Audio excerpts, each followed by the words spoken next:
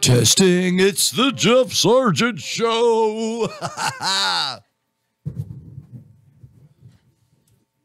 got it. Oh, engineer. Oh, yeah, that way we could hear you.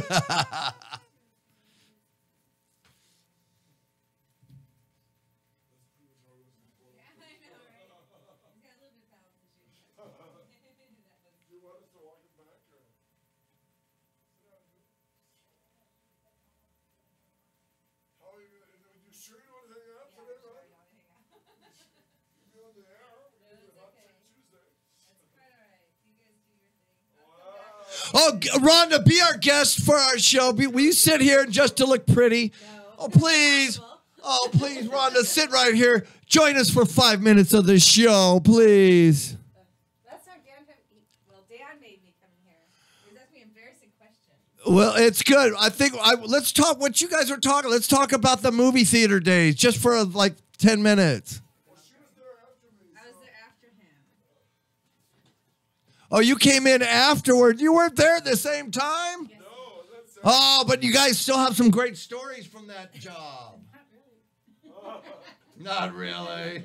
I mean, I almost got blown in half one night, though. Do you remember? Did you ever have to do marquee? You mean putting out the... Yeah. No, I didn't. This was for punk lighting. Title. You would take your shoe and beat these old black and white letters in. I remember Sergio asked me, we were watching a bunch of movies. This was for punk lighting. This was for punk lighting. This was for punk. It was like 2 or 3 in the morning, and he told my brother, "I'll give him a ride home." You know. Are you ready to sit down in your seat? I have. Give me 30 seconds. I just put in the coffee. Hold on. It's Hot Chick Monday. Tuesday. Yeah. Oh, it's Tuesday. Hot Chick Tuesday. That's why I'm here, because I was watching Monday yesterday. Woo! False modesty does not become you, young man.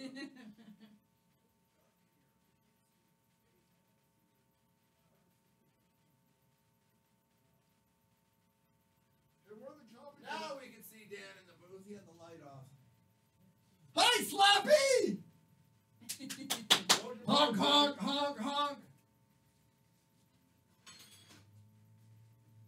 Now at 7:30, we're having a special person call in. I'm going to keep it a surprise. That means you don't know either. Shut up!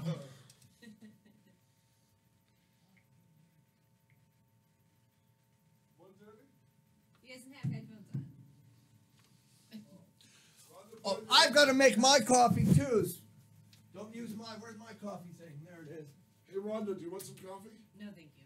Notice I asked the girl first. I'm Gallant, you're Goofus. Oh, Goofus and Gallant. Highlights Magazine. Do you remember that? I remember Highlights Magazine. Gallant shoots birds with a camera. Gallant shoots birds with a slingshot. Remember? Goofus masturbates at passing cars. Yeah. Gallant stops at the crosswalks. Yeah. Yeah, Goofus was the first school shooter. Yeah, he was just like the bad kid. Goofus and Gallant. Yeah. You read it, let's be honest here. You read it for Goofus. Goofus steals his friend. Goofus His schoolmate's lunch. Yeah. Gallant shares his sandwich with others. John's an asshole. I'm wearing this to hide my baldness because I know that camera is just like, it just shines down and it makes me feel old during the rerun. It just feels naked without that. When I win the lottery, I'm going to buy myself a full head of hair.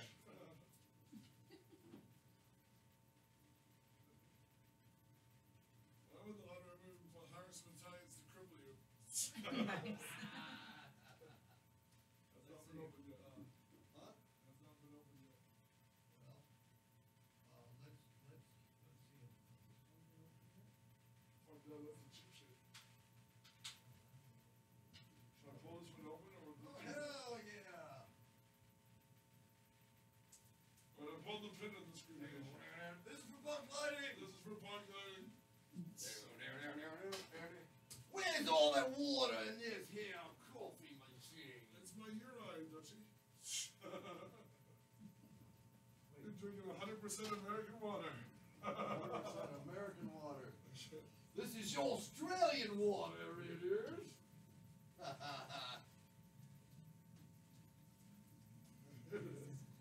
like how this is Australian water, it is. Yeah, Rhonda's sitting with us today. At least for a few minutes. For a few minutes. Yeah. Just to get our spirits going. But remember, Jeff, no years in the theater, okay? We don't date ourselves here. Yeah. Well, you dated Mike Smith. That's hilarious. I'm in touch with him if you want to get in touch with No, him. he lives in Maryland. You already knew this. I didn't know he moved to Maryland. I wonder if it's the same guy you're talking about. Cause Yeah. First of all, he's... joined the Navy, and then he married, and then they moved to Maryland. 'Cause that's where she was from. He was pale as a thumb. Very pale. He had the pimples around the side of his mouth. Yes. What? Oh, teenager. Yeah.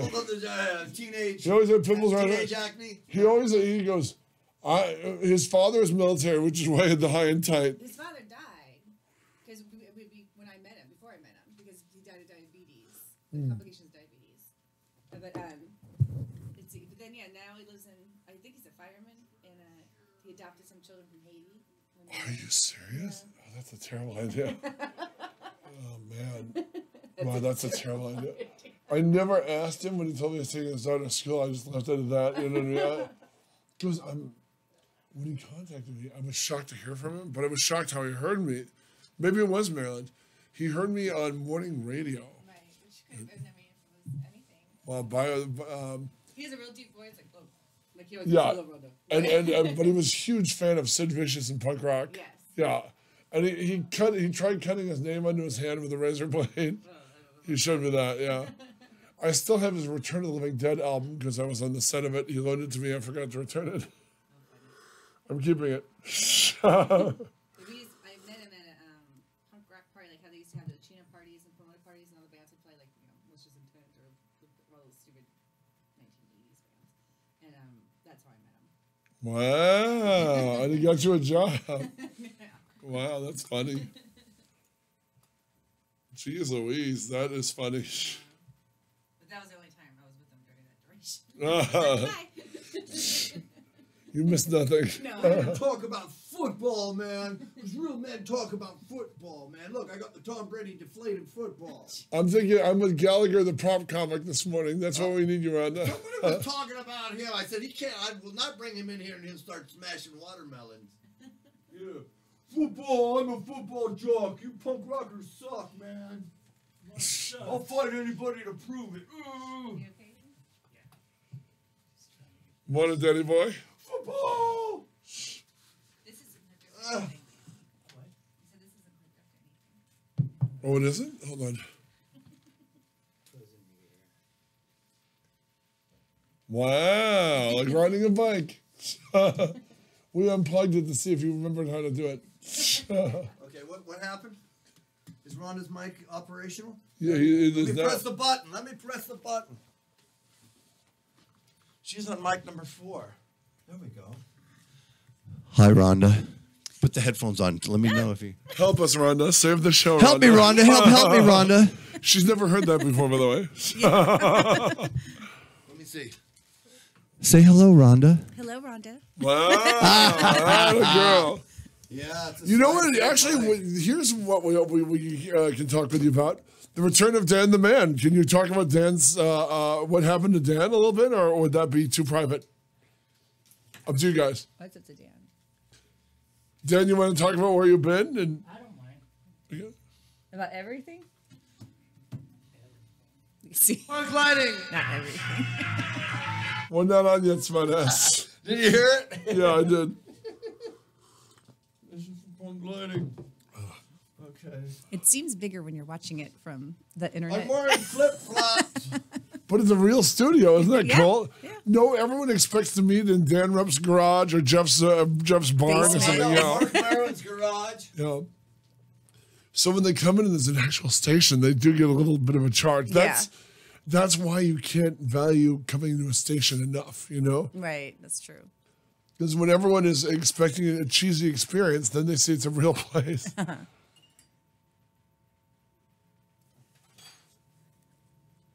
Can you hear Dan? Can you hear me in your earphones? Now I can. Okay. Okay. Yeah, so let's make the first 15 minutes purely Dan. Well, yeah, because we got something special coming in at 7:30. Are you implying that Dan isn't special? The return of Dan is not something we're waiting for? He's like special best. He's special off the air. When Dutchie did Dan's job, Jeff was creeping in every morning trying not to wake him. It's scary, man. You're gonna wake up the growling lion or the hybrid. Be nice in case the mic is on. He was gone for like almost 7 weeks, right? I know. Really, it's been that long? It doesn't feel that long. It feels like 2 months. Yeah, well, yeah, basically. Oh my gosh, it's gonna go off in about 19 seconds By the after way- 7. By the way, Rhonda, I just realized 7 weeks is 2 months. No flies on me.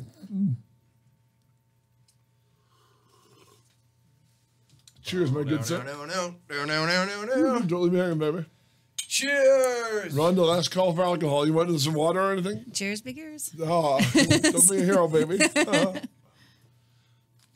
Tell us when that 19 seconds is up. Tell us the We got countdown, 15 Dan. seconds. 15 seconds. 10. This is for punk lighting. This was for punk lighting. 6, 5, 4, 3, 2, 1.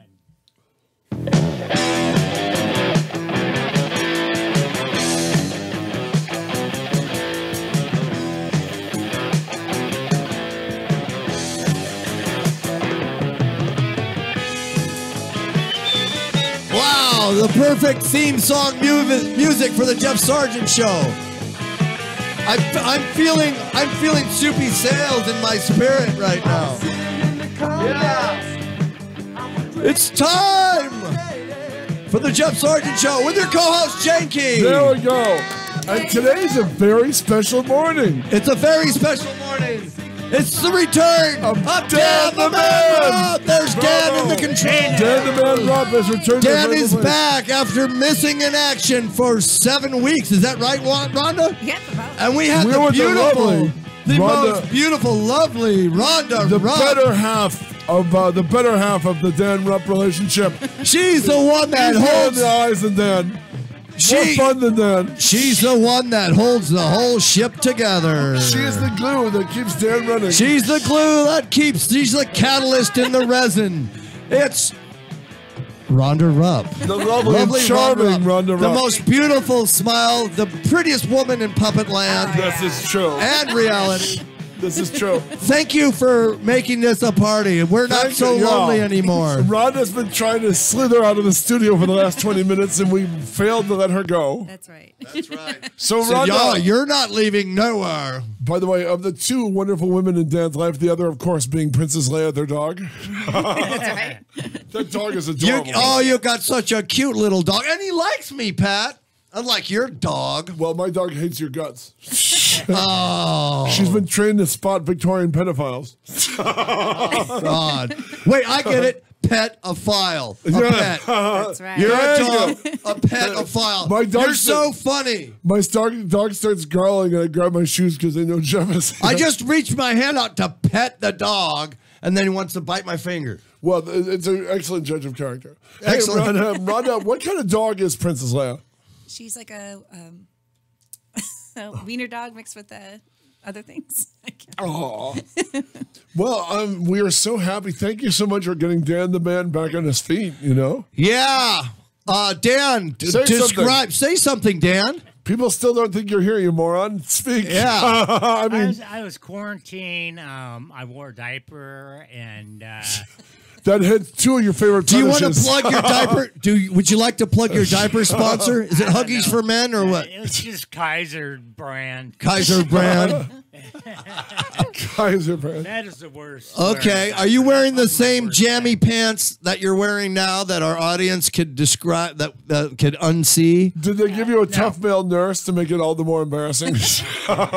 All right, man, I'm here to change your diaper. I did have one tough male nurse, but he was really nice. Dan is here in his jammy pants, everybody. I'm in my flip flops. We're his callous but firm hands, gentle Dan. We're just attacking him. Let's let the guy love breathe. the guy. Come on, talk to us, man. Tell us about the dreams you had while under your sleepless nights there. And then when you went into, tell me about your dreams you had. Really? Yeah. I didn't have too many this time. Just forgot where I was and just weird things like that, you know. Can we tell you a few things that you said that you told the nurses when we went to see you? This is like the second day, or the third day you were in the hospital. Yeah. Where are you going, Dan? You're not eating your breakfast, and I started eating his. Just started eating all that food going to waste. You know, there was some oatmeal there and stuff, and they go. He's all, I ate breakfast at home. And no, you didn't. Yeah, and he goes, you've been here for 2 days. Then he goes, no, I just got here. And he points at me and Jeff and goes, I'm just talking to these two girls. Yeah. What did we look like? Were we a bunch of hot chicks? Were we Betty and Veronica then? No, the nurse did ask me, what day is it? Who's president? And then she had said, how old are you? And I looked at you because I go, 90. I'm only 4 years old. My name is Timmy O'Toole, and I'm trapped in a well. Bless you. That was a sneeze. Yeah, that was a sneeze. But yeah, I mean, it's weird because we've missed your stories. We haven't heard about rehab in God knows how long. I mean, somebody mentioned the dollhouse, the doll hut, and I'm thinking, wow, all it did was somebody on the radio mentioned the doll hut, and we got nostalgic for you immediately. I like the doll hut. Yeah, I mean, it's weird not having Slappy Weinstein, the interesting clown of the local area, not on the air with us, you know? And I think Slap would have to be outside maybe or something if you wanted to bring him in. Wow. But it's Dan, it's so good having you back. Yeah, it's good to be back. I've been really bored, so. And Rhonda might be happy to have her house back. It's good to get him out of the house in the morning, huh, Rhonda? It was a nice living arrangement for the past 7 weeks. Oh, yeah, all right. Sargent Man Diapers is off the couch. No, I missed the show, so I'm glad we missed you. Yeah. You know, it was weird because when you were still delirious, Jeff goes, Dan's coming in this morning. He said he's up and at him, ready to go. And then he texts me back, Rhonda says no. And it's all spoken with slam effect. Yeah. It says in parentheses, spoken with slam effect. Sent with slam effect. Yeah. It's of like, course. But Rhonda knows, mother knows best. She knows what's best. Again, thank you, Rhonda, Oh, you're welcome. Yeah. keeping our boy rubber bands and chicken wire, but here he is. It's her mother hen instinct. You know, Yeah, you know what I mean? She's not going to let the baby chick go out if it's going to be in danger. Exactly. No, she is a good nurse. She even changed my diapers before. Yeah, That's one of his fetishes. She's a Rhonda. good Don't nurse. fall for it. So out of all the nurses, she's the head nurse, right? Yeah. Him and her and Tyrone. Man, change your own damn diapers. Yeah. No, that was embarrassing. I did that. He'd keep his cigarettes in Dan's diapers. I don't know. I don't know what they do with that. You're killing me, man. I just laid there on my side, let him wipe, and get me clean, and That's spray been some one of my stuff number on one it. fetishes. You know what? I think these I got to give it to these nurses, man. They're very strong people. I mean, they got a stomach. I mean, ones that work with convalescent and people that got to work with, things that aren't pleasant to look at. Yeah, or they're deal amazing. I remember there was 3 or 4. I thought the bathroom. I guess the best I'm not thing to gonna tell do that is story. think about the dollar signs that they're making. Well, I don't know. It's something. They care. They care. They care. You honestly got to care. My mom was a nurse, and you honestly got to care about people that go through what they go through. And I mean, to see Dan's nurses that opening day, you know what I mean? I mean, to see that they did care. That woman came in, the head nurse on the floor came in to interview him. And I mean, Dan kept trying to slide off the bed. And he's like, oh, I was on my way out of here. No, you weren't. Yeah. I just stopped in for a few minutes. No, you didn't. No, for 30 days, I tried to sneak out of that place. And Dan was like riding saddle on the bed, and they just carefully look. But Dan, when you came in, you were having health issues, and you looked better. We stopped in and saw Dan at her Friday's show. And I mean, it was nice to see Rhonda nursing him back to health, and it was nice at the hospital to see the concern. I mean, your legs look great, Dan. And I'm not going into detail for those who know Dan. You know what I mean? I mean, your legs look amazing. They're the best I've ever seen them. Yeah, I kind of want to rub lotion on them or shave them or something. That's a compliment, I'll man. let you do that. Yeah. Well, no, not really. He would. You're the new Tyrone. But yeah, it's great, man. You're one indestructible machine. Yeah, so. thank God. I mean, but you would lean over when you were delirious and you would say stuff to us, half of which I'm not going to repeat in the air, but it was interesting.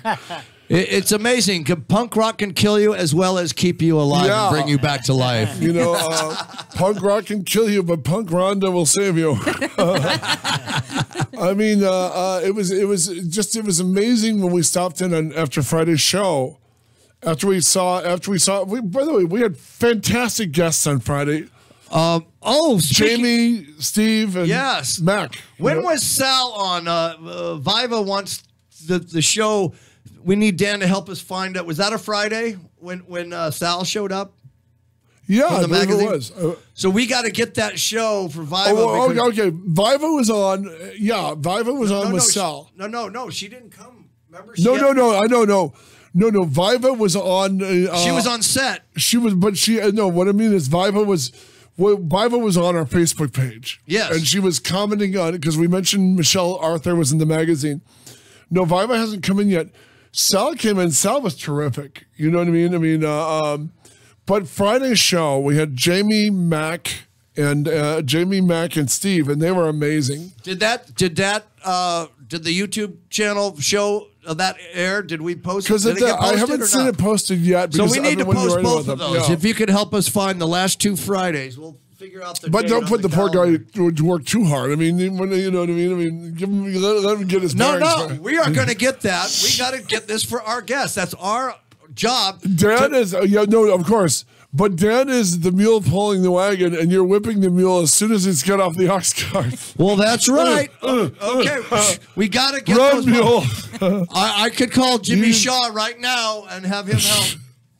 No, Hi, Jimmy, Roy, and Jimmy. You're welcome to come on the show anytime. I thanked on his birthday, I thanked him for being our Dan Rupp for the day for several days. Yes, Jimmy Shaw came in and engineered for us. He was looking right through the glass. Jimmy's response is normally I would kick someone's ass for a compliment like that. I don't know if that's a compliment. Yeah, that's exactly how he took it as an insult.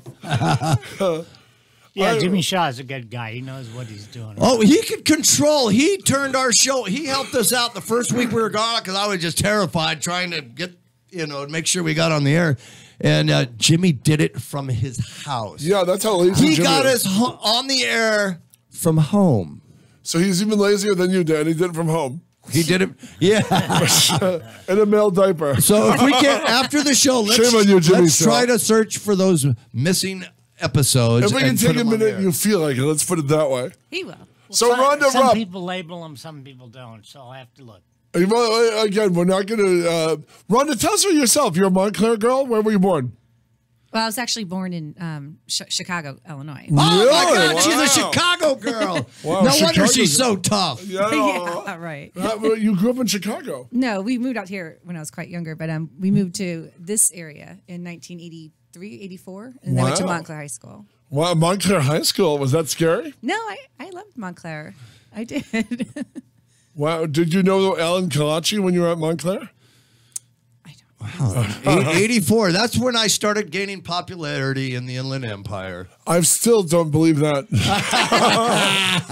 Everybody knew who I was. I had a 57 Lincoln two-door hardtop painted like a Batmobile. That's right. You were very infamous. Wow. That, to this day, you meet these old punks who call him Batman. Yeah, that's me. But now, Rhonda, do you have any sisters, any brothers? I have an older sister, Jeanette. And Yes, lovely Jeanette. And she married another friend of mine, Mark Weaver. That's right. Wow. I remember Mark Weaver back in the early 80s. He had kind of a... he was the Lou Reed of Inland Empire. That is so damn sad. Oh yeah, but he cleaned up his act. Well, but he looked like the Lou Reed rock star. He played bass and That's stuff. true. Didn't he play bass in The Death Penalty with Corey Miller, right? Oh my God, Corey was in a band called Death Penalty? The Death Penalty, yeah. Did he play in Benoit too? Yeah, with the late Mark I like how he's doing the twiddling the guitar fingers. player that died. What's his name? Or the bass player? Johnny Marquez. Oh, John Marquez. Yeah, they were a fun band too. I love how everybody in the Inland Empire will always go, there's an Empire music scene. And you just count the seconds till they say the Stepmothers. I remember seeing when I first saw Dan, you guys lived on that, by the post office on that corner house. And I'd always see Dan. Upland, or? In Upland, yeah. I see Dan watering the front lawn. Wow. He was the guy he watered his some front punk rocker. He did it. Yeah. He watered the front lawn by hand, holding the hose, and just he was that guy always in the front yard all the time. Yeah. Watering his lawn. And we'd always see you riding That's your pretty bike. exciting. Oh, you're riding a bike. Yeah, and there's me riding my bike. What you hit a basket with flowers on it and ding ding. I don't know if those are flowers. Well, so you guys were the big part of the punk scene in the Inland Empire, huh? My what? You were a punk, right? Yeah. Wow. Started as kind of goth, and then it kind of turned in punk, and then now it's like, No, he didn't walk around like Robert Smith from The Cure, with his hair up and smeared lipstick on his face. He was still Dan, looking the way he is now. Morning, Mr. Rob. Bela Lugosi's dead. He looked like Echo and the Bunnymen. Oh. Yeah. I seen them at the Starwood. They're a great band. Don't worry, Dan. It can't rain all the time. You say that to a goth and they get pissed off. It's more than the Crow. It's a lifestyle. I guess it started out with goth, kind of, and then just wanted punk rock, and then. When did you go glam, Dan? I see the purple lipstick. Never went glam. That's one thing I never did. I hated those. Didn't you have your? Hated those '80s hair bands. Where's your? No. What about those furry boots and the leopard print spandex And that headband you used to wear. Ask your Aaron. Poison T-shirt? Ask Aaron Culpepper. I think they're at his house. Yeah. Oh, him and his headband with his hair up in the. Very Grand Central Station. Wow. No, Rhonda, were you a punk? No. Wow. No, she was just Rhonda, man. She pretty much Rhonda all her life. Man. adorable Just Rhonda. Pretty much, just normal. Well, Just witnessing everything. yeah, she just stood in the background and just let it all happen and had that big smile on her the face. slow motion car crash that was Jeff and Dan's lives. Rhonda was there to watch. Did you and ever? document. Did you ever have Kim Kendriva do your hair? Oh, many times. Many times. She, when I had hair, she did mine too. she made it stick up like this, like the singer from The Dam, like Dave Vanian. This is before Jeff dressed like the Gorton fisherman. Oh, Gordon's of Gloucester. I love those fish sticks, man. I had that raincoat, man. You remember what a great day it was when you were a kid and your mom was making fish sticks? Oh, my God. We're getting a babysitter because mom's making fish sticks and weenies. And she chop up weenies, macaroni, and fish sticks for the breakfast of with the dinner of the gods when you had a babysitter coming. What part of Chicago did you grow up in? We were West Chicago, so more of a suburb. It was Lombard. Lombard. Wow. Rhonda, I grew up in Detroit, so anytime we would go to Illinois, it was so much more glamorous. Yes. Wow. I mean, when you went camping, where did your family ever go camping? We went to Minnesota. Wow. We'd go to Great Lakes, like, do the fishing. Yeah, we did because we had the Great Lakes in our backyard in Michigan. So I've never experienced. You guys have. Tell me about. Is it like if I'm at the shore, anywhere along the coast on Michigan, would I see the other side? Could I see Canada? No, well, see, this is like an ocean, isn't it? This is what people forget about the Great Lakes. It's literally an inland ocean. Everyone thinks, like Jeff said here, even my Canadian friends joke, I'll wave to you from the other side. But people don't realize when they call it a lake, but it is an ocean. And I mean, we did have a family friend. We had a family friend one year. I remember one year we called a camping trip early because the father of one of my brothers, my brother's best friend, the guy who went on to create the Puff Sprinkler, his father's plane crashed in the Great Lake. My brother came back a week early for the camping trip. And then a week after that, when he was supposed to be coming home, that's when our friend's dad's plane engine conked out. He went down in one of the Great Lakes and drowned. I mean, did they retrieve the plane? Or? They eventually retrieved the plane. Civil Air Patrol and everyone looked for him for days. But he'd been the first death in the Great Lakes in like 5 years. And we saw this on a black and white TV plugged in on the trailer at the campground. You know what I mean? I mean, well, is it so big? I mean, there's sunken ships there from years ago. But here's what people forget. I mean, there's a great song called "The Wreck of the Edmund Fitzgerald," and the Edmund Fitzgerald was the biggest ship to ever. There are a lot of ships crashed. Treasure ships, trading ships. You'd grow up with Michigan history classes and you'd find out that, there were tons of ships that crashed, Canadian traders and everything else when the British were here, that had crashed. Everything in Michigan, every area in Michigan is pretty much named after the Indian tribes that we pushed out, Kaotic and all this other stuff. And what was interesting is that it's like an inland ocean. I mean, if you ever go there, when the waters are buffeting, when winter is coming, those are the most treacherous waters you'll ever be in. Oh yeah, they sank. The Edmund Fitzgerald, I believe, was hauling ore. It was huge. It was unsinkable, and not only did it go down, it went down with all hands on deck in the middle of a really bad storm. And I mean, so people who think a lake like a normal lake, like. There's a bunch of hillbilly lakes in Michigan. If you listen to if you watch the Kid Rock video where he does the Kid Rock video where he does Werewolves of London mixed with some other song, right. The video is all water skiing on the lake, which is usually what Michigan is. You get eaten by mosquitoes, you eat hot dogs, and you go to a friend's lake house. I remember when Lake Erie was still. One of my mom's nursing friends had a cottage on Lake Erie, and we had to go there like twice a summer because it was a friend of my mom's, and the kids were our age, and you know what I mean? Oh, you play with the other kids, and you go, and it would be wave after wave of rotting dead fish. Ooh, that did get... What made it so polluted from the other Great Lakes? Basically, they've eventually restored Erie. But I remember it was wave after wave of not only dead, but rotting fish. Oh. And I remember she goes, "Your kids aren't swimming, Marilyn." And the mom would go, "Hey, swim out the marine." And, her sister, and you're swimming, and wave after wave of rotting dead fish will be slamming into you. Oh, yeah. We always got major ear infections, and we never had to go to the cottage at a certain point. I think my father got tired of the copay, basically 5 kids with ear infections. Because they're like, "Marilyn, your kids aren't swimming." And of course they're not swimming. There's GD rotting fish slamming into you. You like wave after wave of rotting dead. And the fish was, I remember the shore of their lovely cottage was covered with flies because you had these rotting fish everywhere. I'm thinking, we should be swimming in this.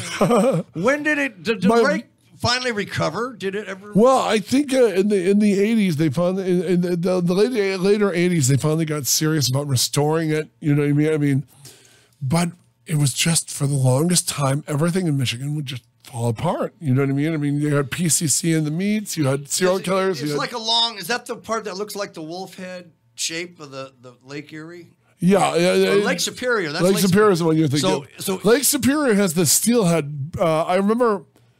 Here's a great story, actually. My godmother, Aunt Casey, who just passed away, she had a long run. But my godmother was married to my Uncle John. And my Uncle John, and I didn't know that as a kid, you have no way to process this. You know what I mean? My Uncle John turned out to be a low-level bagman. For Michigan had a lot of organized crime. Oh. And yeah, my mom didn't know this until I was in college, and I remembered I was talking because I told the story as a kid, but he worked for Banana Joe Bonanno, the crime who basically ran part of the Detroit outfit. And were they colluding with the Chicago as well? Well, I think remember Michigan had one of the toughest gangs. If you look at Michigan history, and Michigan had this badass Jewish gang called the Purple Gang. They're the ones Elvis mentions in Jailhouse Rock. Yeah. The Purple Gang took over Detroit, and they were doing bootleg. And like Joe Kennedy was doing bootleg. Everybody was doing bootlegging with Canada, but the Purple Gang ran a smooth outfit. They got the bootlegging going with Canada, which is right next door. They'd slip in, give them the booze through Michigan because Michigan's the closest to Canada. And what would happen? This is real organized crime. I mean, and all that was long. When I was a little kid, my uncle always had a weird job. My Uncle John had a weird job, and I remember, even though one of his big things is he would take my big brother Tom and I fishing, and I remember he would coach us. We would always have to say hi to this mummified old guy in the back of the biggest damn Cadillac I'd ever seen. And there were giant Italian guys with broken noses. That's kind of scary. My mom was horrified. That's like right out of a crime movie. The great thing is he would coach us for about an hour to go to what we were going to say to Banana Joe. He goes, boys, I'm going to take you to see Banana Joe. And I remember the big Italian guys would turn to the mummified old guy in the back of Uncle John walked us over to see Banana Joe. He called him Banana Joe Bonanno. And I didn't realize how big Banana Joe was until I read his obituary in the USA Today. And he walked us over to and he goes, thank him for the fishing rods, Ricky. And then it's like, okay, Uncle John. And these guys, and I'm probably bigger than them now, but they were in like suits and they were standing outside. And Banana Joe, again, everyone else in the dock was fishing with the poles. Banana Joe was fishing from the back seat of his Cadillac. What? How do you do that? Yeah, so the biggest stretch Cadillac I'd ever seen. And we thanked Banana Joe. And I remember Banana Joe did this hand gesture when he wanted, That's what all them bosses did. Yeah, they yeah. had their little singles snapping fingers going like this or this. And he'd had enough of my 5 or 6 year old ass because he went like away. Oh, that's how old you were? Yeah. Oh, shit. And so, and I remember he goes, thank him for the fishing pole, Ricky. And I thanked him for the fishing pole. And he wants to fish. So he did this hand gesture and time to go, Ricky. And it was hilarious because this was the crime boss. This was the boss of bosses. I think he lived he probably had a place over in Grosse Pointe. You know what I mean? I mean, the great thing about Michigan is you knew where the organized crime families lived in the part of Grosse Pointe they live because they always had a huge guy, sometimes with a rifle, walking down at the end of the driveway. And when you'd slow down and the Italian guy would look up and you keep going. You know what I mean? I mean, I didn't drive in Michigan, but it was amazing to see. Banana Joe was so important. He had sunglasses on, even though he's in this dark Cadillac, maybe a limo. It was huge. It was just the biggest car I'd ever seen, the biggest guys I'd ever seen. I have to be bigger than them now, but it was really scary. I mean, in retrospect, at the time, I thought, wow, my Uncle John knows someone really, really important. I mean, Rhonda, did you see any organized crime families in Chicago? No, I was way too young. Oh, you're way too young. So what, did you see Chicago-style pizza? What's the difference between Chicago-style pizza and New York pizza? Well, Oh, yeah, come on. Yeah. Jeff, you got to know that. I don't. Chicago invented the deep dish. And the Chicago pizza, and remember, I grew up in Michigan. My parents had 5 kids at the height of a recession, so Little Caesar was great pizza to us. You'd go to Chicago and it's like, you'd have like 3 toppings instead of the usual 1 or 2. It's like, where the hell is this amazing, where the hell? Oh my gosh, we got a phone call. Hello, mystery guest. Hello, mystery guest. You're on the Jeff Sargent Show. You didn't hook them up. We can't hear them. Who is There you this? go. Who do you think it is? Oh Great my, Scott. oh my gosh. It must be the world's most famous stunt woman that lived the planet. It's Jean Coulter. Judo Jean Coulter. Woohoo! Rhonda, this is one of our better guests. The lovely and talented Jean Coulter out of Palm Springs. She kills herself and burns a shark to avoid being eaten alive. She did Charlie's Angels. How many episodes of Charlie's Angels did you do, Jean? Stunt woman extraordinary. Oh my gosh. Don't move, Rhonda. You're with us for the hour. A lot. A lot. You did all know. 3. You did stunts for each and every one of them. All 3 of them, I right? did. At one time, I did stunts for all of them. In the beginning, when we did the pilot, I did all 3 of the girls. Oh, my And God. that You was- did the pilot. Yes, we did the pilot. And, you know, when you first start a show, you have no idea what's going to happen with it. So it was kind of fun because I was going from clothes to wigs to clothes and doing all the stunts, too. So it was a lot of hard work, but, you know, it was fun. So I enjoyed it. I remember interviewing guests on the show, and then female guests on the show would tell me how glamorous the clothes were. And then she said, for the girl, it turned out all the dresses she was admiring were for the 3 leads. And she said you would get, for the female guest, it would be all off the rack Kmart or Kresge's. She goes, you would end up looking frowsy next to them. No, The clothes were unbelievable. You know, Bob Mackey would design a lot of clothes, and so he'd design a dress for me too. You know, if I was doubling Cheryl, I'd have the same dress, and all the work and all the money went into the same thing for me. So it was really quite interesting, and the clothes were awesome. I loved Farrah's clothes, I think, most of all. Wow. Because she just was different. She had a different style. She liked chamois tops and, you know, leather things, and I just love her style. You looked real good in leather the last time we saw each other. Those leather Please pants explain. and your leather vest, you look amazing. Thanks. Hey, Yeah, Jean. I like leather. It keeps you warm. Wow, we need to have you in studio more often, Jean. The safety word will be Farrah. I want to ask you, Jean. Hold on. We have to ask you one thing. Because Jean was there from ground zero on Charlie's Angels. Yes. Did Farrah change when her poster came out and she became like the biggest thing since sliced bread? Did she change at all when that happened? You know, I don't think so. She was just very sweet, and I don't think so. I mean, there's a certain changing you do when you become so popular, you know, and so spoiled. There is, you know, no doubt a changing that you do. But other than that, she was just always sweet to me, so I didn't see that, you know. It's hard to take everybody bowing and scraping to you. It's really, it's different. So it's, you know, the thing is not to change, I think. The thing is to be sweet and not to let it go to your head, because you're just, everybody else is like you. You know, we're all here together and we all have a job, and you're just lucky to have the job you have, right? Oh, Yes. yeah. You know, no, I don't think the girls changed much. Some do, but basically most everybody is who they are when they're doing the show, because, you know, you don't always stay on a TV series, so you don't know when your next job's coming from, so you really do have to be nice to people. Wow. Now, when you have to mimic, you have to act. You're actually acting because you have to do their physical moves,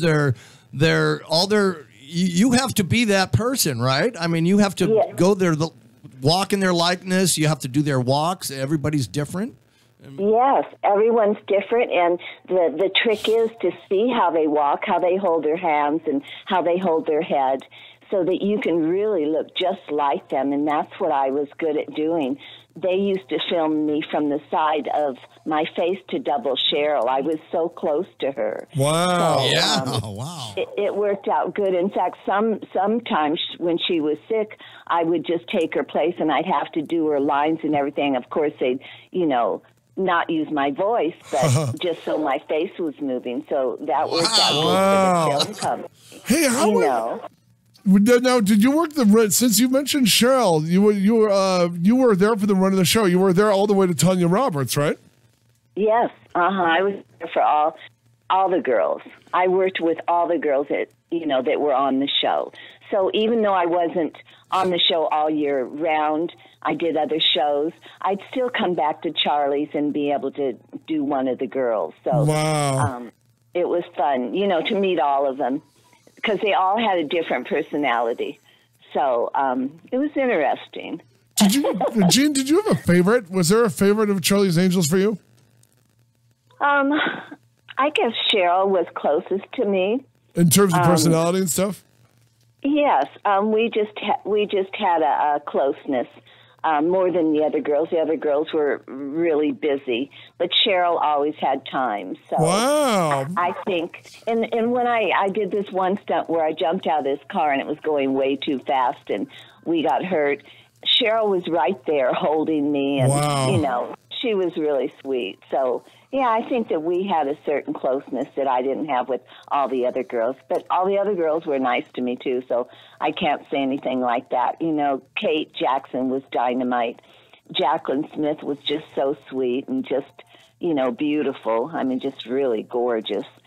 So they all had their own personalities, and I got along with all of them. They were all my friends. But I think that Cheryl was the closest to me. So... No, you did a ton of movies. Did you get bit on Cujo? Did I get bit? Yeah. I would say so. Oh, my God. When I was in the car laying down, he was on top of me. And, he weighed like 152. Oh, my God. That's a heavy dog. Yeah. Well, St. Bernard, right? St. Bernard. He was big. And so we teased him, with this little toy around my neck. Oh, my, what? Around your neck? Oh, my God, Jean. Dear God. That's where I had to hide it. I mean, I didn't have a lot of places, right? So I wanted him to be close to my face and come up after me, and that's the best place I could put it. But yes, it wasn't a smart move after I thought about it. In retrospect. I mean, after he bit my nose off, it wasn't a smart move. Wow. Did you get stitches? I mean, did he? Well, yeah. Did I get stitches? Oh, my goodness. Well, my nose was torn off, and I just was hanging by a thread. Ouch. Luckily, it was hanging by a thread, so I had 49 stitches in my nose. Oh, my gosh. You can't tell. I would never know. Not at all. I mean, I've seen you face to face, and I would never know. Yeah. I know, you can't tell. So this doctor flew in to do my stitches. I waited for a plastic surgeon because when I went to the hospital, they wanted to sew me up right away, and I said, no, that's not a good idea. Right. Because it's your face, so I didn't want that. So I waited, and he came in, and he did such a great job. Boy, it took a long time, too. I was there for like 5 hours. Oh, my gosh. So, but it turned out good. Saved my nose. You're a woman, and it's your face. You have to wait for the plastic surgeon. You know what I mean? Can you imagine? Can you imagine no nose? Because, if that nose is totally torn off, they cannot put it back on. It doesn't work that way because you lose your blood supply. You shot that in Utah, right? No. We shot that in Petaluma, California. Seriously? I did not know that. Yeah. And then my other question for you on that is, did you work with, I know a lot of the stunts were done by a German Shepherd in a St. Bernard costume. Did you ever work with him? I never worked with him. I never saw him. I personally had 5 dogs that I worked with. Oh, my God, so 5 dogs. There was 5 of them, and they were all different personalities, and there was one that they called Mo, oh my gosh, I'd get close to that cage and that dog would just go crazy. Wow. He'd snarl, and he was just very, very mean. He had been abused, so he was not really a happy camper. So that's how my that's how my Chewini reacts to Jeff, but only because she can sense evil. Oh, every morning when I pick Patrick up, my dog is growling at the door and again sensing evil. But Gene, I know you're not evil, but so it's the dog's fault in that case. But in Jeff's case, it's because he's truly evil. My thing with you is, I heard one of the terrible stories is that the German Shepherd died of heat stroke, shooting outdoors in the big foam rubber in the foam latex. Well, the dog that bit me died. Wow. And what happened is they say he had bloat. And I guess, big dogs get that. But I had never heard that before. So I was really concerned because I thought maybe he had rabies or something, It had nothing to do with it had nothing to do with your delicate hands wrapped around his neck after this happened. In the script, he had rabies, right? Gene casually pushed Gene and two Gene and two Crips threw the pet carrier in a pool. Accidentally, of course. Swim, Mo. So it must have been a real treat. When Mo died. I mean, to work with. Wait, Gene, go ahead, Gene. You said something? Say that again. I said it must have been a real treat when Mo died. That dog was very sweet that I worked with. It was kind of sad because we just pushed him to the limit, and you just can't do that. He was just playing, and when you play too much and you don't give them their toy, they get angry. So you can't help that. So, it was an unfortunate thing that happened. Come on. Didn't you want to jump up and down on his corpse? That's what I would have done. It would have taken 5 grips to pull me off. Man, I couldn't even breathe. He was on top of me. He was so big.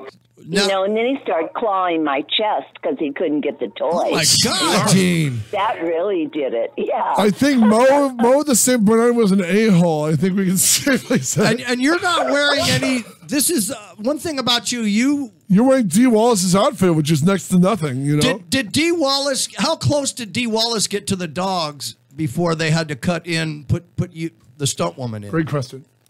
Well, we do the same thing, actually, except she didn't do. So they'd lay her down, put the dog in, and then they'd cut it, and then they'd put me in and put the dog on top of me. So really, Dee didn't do the fighting scenes. Some of the scenes standing up, she did, but laying down, I did those scenes. Wow. So she was just in for close-ups. You know how they do. They get the actress in there, and they do close-ups on them, and then the stunt double walks in and takes her place and does the stunt. So she did work with the dog a lot, but for some of the scenes, like when my leg got bit, the dog grabs my leg and bites my leg. That was me. Wow.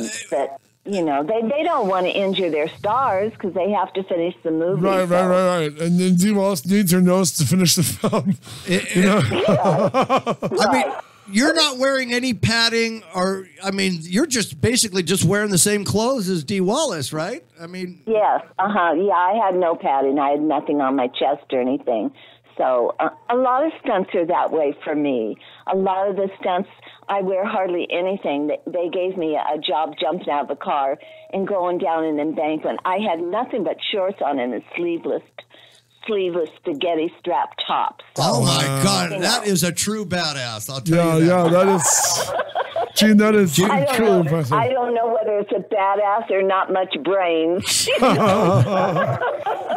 We'd have to ask the ghost of Yakima Kanat. The world's greatest stunt. I interviewed the world. Canet. Yes, thank you. Sorry. He was the lunatic who did the. He's the one who climbed under the stagecoach, right? Yes, that was, an unbelievable stunt. It was just unbelievable. I mean, you've seen it, right? Oh yeah, it's astounding, And I know it is. I mean, I don't want to say you just go for it because you really have to plan out the stunt. You can't just go in and hope it works. You really do have to think about it. So, but he was tough. He was really tough. I would have done it. I would have gone for that stunt. Wow. Well, you are clearly a lunatic. No. Don't say that. No, you really have to use your brains when you do these things. Or else you don't survive. You'll work one job and that'll be it. Wow. So you really do have to work it out. And to be walking and talking is the best way to come out of these things, and it's hard to do. It's very hard to do. Well, you hit the ground. And what's amazing, Gene, is you were doing it at a time when stunt women were in high demand for lead roles. I mean, Bionic Woman, Wonder Woman, Charlie's Angels. Right. I mean, all three of those shows were females getting in fights and jumps and everything different weeks. Right. No, is that we were lucky. Wow. But is Bionic, you never got to do Bionic Woman or Wonder Woman. I did. I worked Bionic Woman. Wow. I became double Lindsay. Did you really? I worked Bionic. I did. I worked one day, I think. I don't remember. It was a car job or something, but yeah, I worked one day on it. Wow. But, I was pretty busy with Charlie's and all the other shows I was doing. I did all of Aaron Spelling's shows. I was just really lucky because I doubled all the girls on his shows. So I went from one to another, so it worked out great, What was the easiest type of stunt for you on a show like that, and what was the hardest? Well, the hardest to me is like jumping out of cars and high falls. Animal work is interesting, As you just told us. Lions was difficult because I'd never worked with a lion before. The easy stunts are just being a passenger in a car that crashes or something.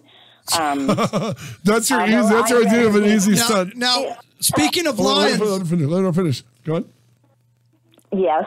Speaking of lions, I saw that picture of you with the lion on your Facebook page. What lion was that? What was that from? That was a lion that lives in Florida, or did live in Florida. I don't know. It could still be alive. But I worked with him on a show called Honky Tonk Freeway with Ben Bridges. Yes, Honky Tonk Freeway, a very funny movie. I don't think it's on DVD. Yeah, right, exactly. Yeah. It was a full of stunts. I mean, I did a lot of stunts on that show. It was just full of big stunts, Did you double the nun? Did you double the nun who had the needle on the pencils? No, I doubled the girl in the car that does a cannon roll. We're in a car that does a cannon roll. I doubled the girl that jumps out of the Excalibur. Yeah, we just did a lot of car work on it too. So I doubled a few girls on that. I did probably the most major stunts in that movie at the time. Wow. I was lucky. One of the other girls walked up to me and she says, "Don't you think I could do one of those things?" And I said, "I don't know. Ask the stunt coordinator." Yeah. You don't want to be the person who tells Wow. Yeah, that was a really big show for stunts. Although they say that the Bond movies are the biggest for stunts, that was a show that had a lot of stunts in it. We jumped a truck over a freeway. What? They blew up the freeway over the overpass. They blew up the freeway. It was a real freeway, and they jumped the truck, so it flew like, I don't know, 70 feet across the opening. Wow. That is like Evel Knievel stuff. There's stunt people inside this truck? Yes. Oh my God. Dean Jeffries was his name, and he used to design all the... I interviewed Dean Jeffries. Oh God. Is he still with us? He used to be right off of Cahuenga. Barham. Yes, Barham. Barham and Cahuenga, right? Yes, he would have that. Yes. The Damnation Alley truck was always outside his shop, remember? Yes. He designed all the interesting cars in the business, yeah. And then he became a stunt coordinator and did that movie, and he called me up to do all the hardest stunts, so I was really, happy about that because I had never really met him before. So wow. I got to work with him, and that worked out great. We did a lot of good things in that movie. And one of the things I did do was working with that lion, and it was really interesting because they didn't feed him the night I was going to work with him. They wanted him to run at me really fast. I'm thinking, oh my gosh. They not only wanted him to run after me, but they scared him to pieces with fire extinguishers. You know how when they go off, they make a loud noise? Oh my God. Well, they had like 4 of those, yes. And I'm running in high heels. 5 feet 3 inches tall and 102 pounds, and this big lion, he was big, was running after me. And I'm throwing raw meat over my shoulder, hoping he runs after me and hoping he doesn't catch up too fast. All he had to do was take his paw and swipe my ankles, and I'd be down. Wow. So that was interesting. But he liked me. He liked me, so I was lucky. You could just kind of tell how he liked me. He would just sit there and purr like a cat. I think these animals had a sense of love toward you. They did. They did. Well, you can communicate with animals. You know that. Yes. You really can. You can form a bond with him. I knew right away he liked me. I could feel it. I would go over and pet him, and he'd just sit there and look at me. I mean, it was amazing. So I felt I was in good paws, if you'd say that. Oh, that's terrible. We love you, but that's a terrible pun. Now, what was the hardest stunt you ever did outside of the Saint Bernard and Jaws 2? What is the hardest stunt you ever did?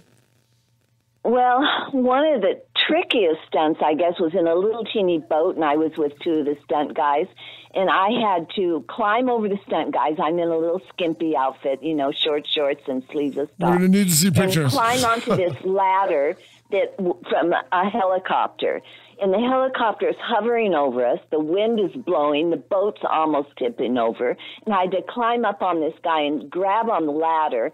And as I'm grabbing on the ladder, the helicopter pulls up, and I have to pull myself up from a hanging stand with my hands on the bottom of that ladder. And to pull yourself up takes so much strength. It wasn't like I could throw my legs up and get up on it that way because it was too small a ladder. So I had to pull myself up and go from, step to step. So that was really hard. It took a lot of strength, and I didn't think I was going to make it. We did it like several times because the wind was against us. The ocean, was choppy, and it was just a real hard stunt. But another stunt was jumping out of a car. It was supposed to go 10 miles an hour, ended up going 40. Oh, my, that's a big difference.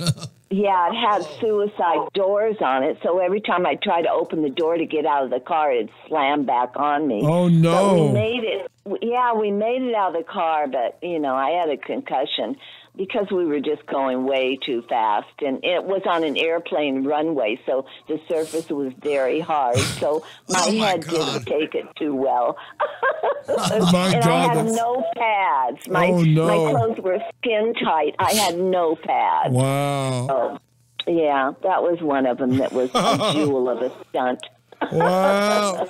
Now, are you still in touch with Teddy Grossman? No, I'm not. But funny you should say that because I've been asked to do an autograph show, and I was told that he's going to be there. Wow. So I'll get to see him.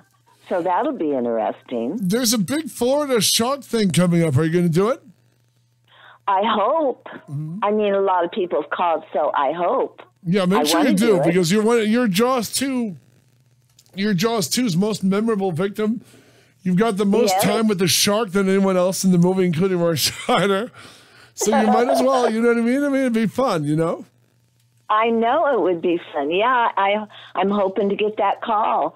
Yeah, I've talked to several people, so it sounds like it could happen. I hope so. I think it'd be really fun to be back with the people I worked with because we had such a great time. And we spent a long time on that show. You know, I spent 6 months working on and off. So in Florida, Gene, or were you in Martha's Florida. Vineyard as well? Catalina. Wow. I didn't go to Martha's Vineyard, no. But my scenes were in Florida, and then we went and shot in Catalina for more boat scenes, you know, pickup shots and things. They wanted to add more to it. Wow. It was amazing. Wow, It was wow, amazing. wow. My little scene took such a long time. But it's a great scene. I remember Geno Short told me what a hard scene it was getting the point of view of the shark coming after Terry, the girl you're pulling in the boat. Yeah. You know, and your death is so creepy when the shark just finally rams the boat, and you know what I mean? If it's you and the shark, you know? It is. It's creepy, you know? I don't know. You know, it was interesting. I mean, who would pick up a gas can and throw the gas on themselves, right? A brave woman like Gene Coulter, that's who. Oh, right. Well, that boat almost tipped over. The first time that shark hit my boat, it almost flipped all the way over. Wow. So was that was a free-floating boat? I mean, there was nothing tied down or no cables or what? Well, It was tied down because the shark had we had it tied down It would have to drifted some if it- extent. But basically, no. But when it hit the boat, it just picked it up and almost flipped it over. But that was because nobody knew that somebody had moved the shark in the middle of the night closer to the boat. So that when they turned it on, it just really hit it hard. And, you know, some of those things I really couldn't stand. It was slippery. The bottom of the boat was slippery. Wow. Because it was all wet. And every time that shark would hit, you know, it was really a hit. So to stand up and stay standing up was difficult in itself. So let alone picking up that 10-gallon gas can. I remember Joe Alves, who I believe shot your sequence. Joe Alves, he mentioned how every boat had to be anchored in Jaws and Jaws 2 because the boats would drift on Jaws and the shark would miss the spot he was supposed to hit, you know, or miss the boat entirely. So when you came along, he was basically saying Jaws 2 was like a war. It was just so much work, like you said. I mean, Yeah. it was so. Well, you know, working in the ocean is hard anyway because the weather changes so much. And then working with fire and not being able to control the fire. You know, like if you're in on a stage, you can have fans blowing on your face where the fire is to keep it off of you. But when you're out in the middle of the ocean, you don't have that. You just have the fire whipping all the way around you. Oh, There's God. no controlling it. See, it's a whole nother ball game. Wow. So there's a lot of things to deal with when you're out working in the weather and in the ocean. So, yes, it was a challenge. Everything we did was difficult, you know. The shark was difficult because things happened and it didn't work right. And like I was saying, they moved the boat so it almost flipped it over. Oh, my gosh, it was on and on. You know? Wow. But, Gene, it's that's amazing. 40 years and we're still talking about Jaws. I mean, it's so big. It's crazy. Well, were you friends with Susan Becklini, the naked lady eaten in the original film? No, she did the first one, as you know, and we never met her. I didn't know her. She wasn't in the business that I knew of. I think they just got her for that one scene, and I heard she did a few things, but basically she wasn't in any of our stunt groups in Hollywood. So I think they found her because she was so good at, you know, water work. But, I mean, Jaws 2 was the 10th highest grossing film in the 1970s. It made a huge amount of money for the era, like $150 million. Wow. Was it? Well, it's still making money, I think. But you still get residuals from it, right? Oh, yes. Wow. We get residuals, yes. Yes, it's been a big one. That's what I love. Blues Brothers and in the Bond movie are my three biggest movies. Which, but you did the one with Tanya Roberts, right? Yes, exactly. Wow. Did you do the fire truck stunt where she's hanging from the... Wow, talk about that. I did I did the fire truck stunt where the fire truck hits a camper and it blows off the camper and 2 people pop out. I'm in that. Wow. Then I do car work on the street, car work where you're going in and out of traffic and the crashes are all there and stuff. And then I did the stunt where I fought with James Bond. I'm in a wetsuit and I have to flip him and my wetsuit comes off. Wow. We're going to need to see photos of this for closer study, Gene. I'm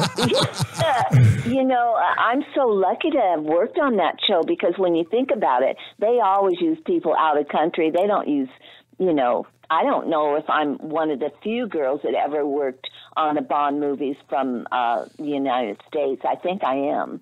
I don't think there's been other girls. I just don't know. Plus, none that I know of. It was one of the few. It was one of the few Bond movies that took place totally stateside in the last half. Remember, they're running around San Francisco. Yes, I know. All of the Bond movies are out of the country. They're based in England, and they work all over there. They don't come here very often. So I was really lucky to be able to work that movie because that really completes my thing, to do Jaws and then to do the Bond movie. Yes. And then Blues Brothers was big. So you doubled Carrie Fisher. You doubled Carrie Fisher on Blues Brothers, right? No, I didn't. No, I worked on the streets in the car crashes. I worked in the mall where the cars were going through the plate glass. I was running in front of the plate glass. That was real glass, by the way, right? That was. They didn't use candy glass. Yes. Yeah. Tell us about that. Real glass. Because there was a lot of concerns. Go on. When you hit that glass, when the car hits that glass, it throws it all the way across the mall. It would stick into concrete. Glass sticks into concrete, like 2 to 3 inches. I couldn't believe it. It was unbelievable. I thought they would use the sugar glass. No, they didn't. That was all real glass. And we were running in front. Can you believe it? Wow. Now, I heard, and I think I asked you about this before, but I read the same report in Bob Woodward, of Woodward and Bernstein. In his book, Wired, they claimed in the book Wired that the cars driving around in the out-of-business indoor mall, that supposedly some of the stunt people started passing out from all the car exhaust. Is that true? Well, I didn't notice it, but that's very possible. Wow. I didn't, I was there all the time, so I didn't notice it, but, probably that makes sense. We were running those cars all the time. It was inside, so that kind of makes sense that the carbon monoxide would be in there. They said several stunt people. I don't think they would want that publicized. Yeah, they didn't. Yeah, that's why Bob Woodward put it in there, I guess. Again, looking at your IMDb, some of the most famous stunt movies of all time you are in. But as a stunt woman, do you have any Christopher Walken or Roger Moore stories for us? Say that again? Since you worked on, like you said, one of the greatest honors of a stunt person is to do a Bond movie. Do you have any Christopher Walken who played the bad guy or Roger Moore stories? I worked with Christopher Walken before on another movie. Really? Yeah. There's like 350 credits that aren't even listed on my credits on IMDb. Wow. So a lot of stuff's not even listed, and half of the stuff there is TV shows. And, when you work a series, it can go for 5 years like Charlie's. So you don't get all the credits that should be on that show. I did a lot of shows, and sometimes you don't even remember what they are. Sometimes you don't even get your contract, so you lose track of the shows you did do. But I was working so much, I don't remember what I worked on. A few of the things I do, but basically you go from job to job, and that was no big deal for me. It was the next day I'd go to this studio, and that was it. Now, I dug up some stuff here. Patrick and I love superheroes and comic books. So after you did Wonder Woman, we saw Spider-Man Strikes Back and the Captain America. Yeah, talk about doing Spider-Man Strikes Back, please. I have a Japanese poster for that. I worked on Spider-Man and I worked on Captain America. I think those were the TV shows. Though. Yes, yes. The movies, it was the beginning of those things. So yeah, it was kind of fun. I think you doubled Heather Menzies on Captain America, right? I did. Yes, Wow. you're right. And she was married to Bob Urich. Yes, yeah. She just passed about a month ago, but I remember when I interviewed her, she talked about him almost like I mean, she's just so blown away by the guy. You know what I mean? Did you ever do Vegas? God. Did you ever work with Bob Urich? I did Vegas all the time with him. Wow. Yeah, I worked that TV show all the time, yeah. He was the nicest. But I also did SWAT with him. We did the SWAT. Are you serious? You did SWAT with him with all those tuck and rolls? The first one on TV. We did SWAT. And Bob was on that. And what a nice man. And I know they were so much in love. It was just they really had a love story. Oh. And it was so sad when he passed. Wow. So I know she loved him so much. It was hard. You know, they were so much in love. And he was such a nice guy. He was just really sweet. So. And by the way, she was beautiful. Yes, she really was. And by the way, you working with her and working with Nicholas Hammond on Spider-Man, you worked with two of the kids from Sound of Music. Okay. When we do stunt work, we're kind of by ourselves because the actors kind of walk away and then we go in and do the stunts. So I'm not always with the actors. You know what I'm saying? Yeah. It's a whole nother scene. So a lot of times I don't even get to meet them, but most of the time I do. But I don't remember everybody I worked with. So when you did Spider-Man, was that you working with Freddie Waugh in the Spider-Man costume? Yes. Wow. Oh my gosh, yes. Tell us about that. Great. Yeah. He was my best friend, and he taught me so much. He taught me the silliest things like taking slaps, jumping over park benches. He just taught me the most interesting, dumb things that you wouldn't think about, taking punches. Wow. You know, he was a trapeze artist, you know. He was a flyer. Wow. In the beginning. Before he did stunts, he was a flyer. You know, he was real little and very athletic. And I learned so much from him. He was very talented. And yes, he did. He showed me how he rigged the Spider-Man things, you know, going down the buildings and things like that. It was just so interesting. He was really just so kind to give me all that knowledge. Because I think I worked with the best. I worked with Stunts Unlimited most of the time. Yes, yeah, the funniest company, yeah. They were known to do the hottest stunts, and that's where I wanted to be. And they kind of took me in as a little sister, you know, and even invited me to be in the group at one time. And I just really enjoyed working with them. I mean, Hal Needham, some of the best people. You worked with Hal Needham. Hal Needham smoked in the band that was the king of stunts. I worked with him a lot. Wow. And he was just, you know, he was good. He was just good. And of course, he taught me a lot, and he would always say, "Okay, baby, you're going to do it this way." Oh no! Okay, and if you just listen to what they're saying and do exactly what they say, it's amazing. It worked out every time. So, yeah, I was very fortunate to work with him a lot. You know, I did the end with Burt Reynolds, and Hal was there. And we did a whole car chase and scene in that. Plus, I did the acting part. So that's right. That's right. Charlie's. The end was a dark. Worked on Charlie's a lot. The end was a dark, funny movie where Burt Reynolds thinks he's going to die, so he starts taking, risks with his life. Let me ask you, Gene. When you worked on Cannonball Run, were you there when Heidi got hurt? You know, the girl took my place. I was actually supposed to be in that car. And that's when I got Jaws, and I told him, I said, "I'm sorry, I'm going on Jaws." Because the stunt woman who replaced her was paralyzed from the neck down.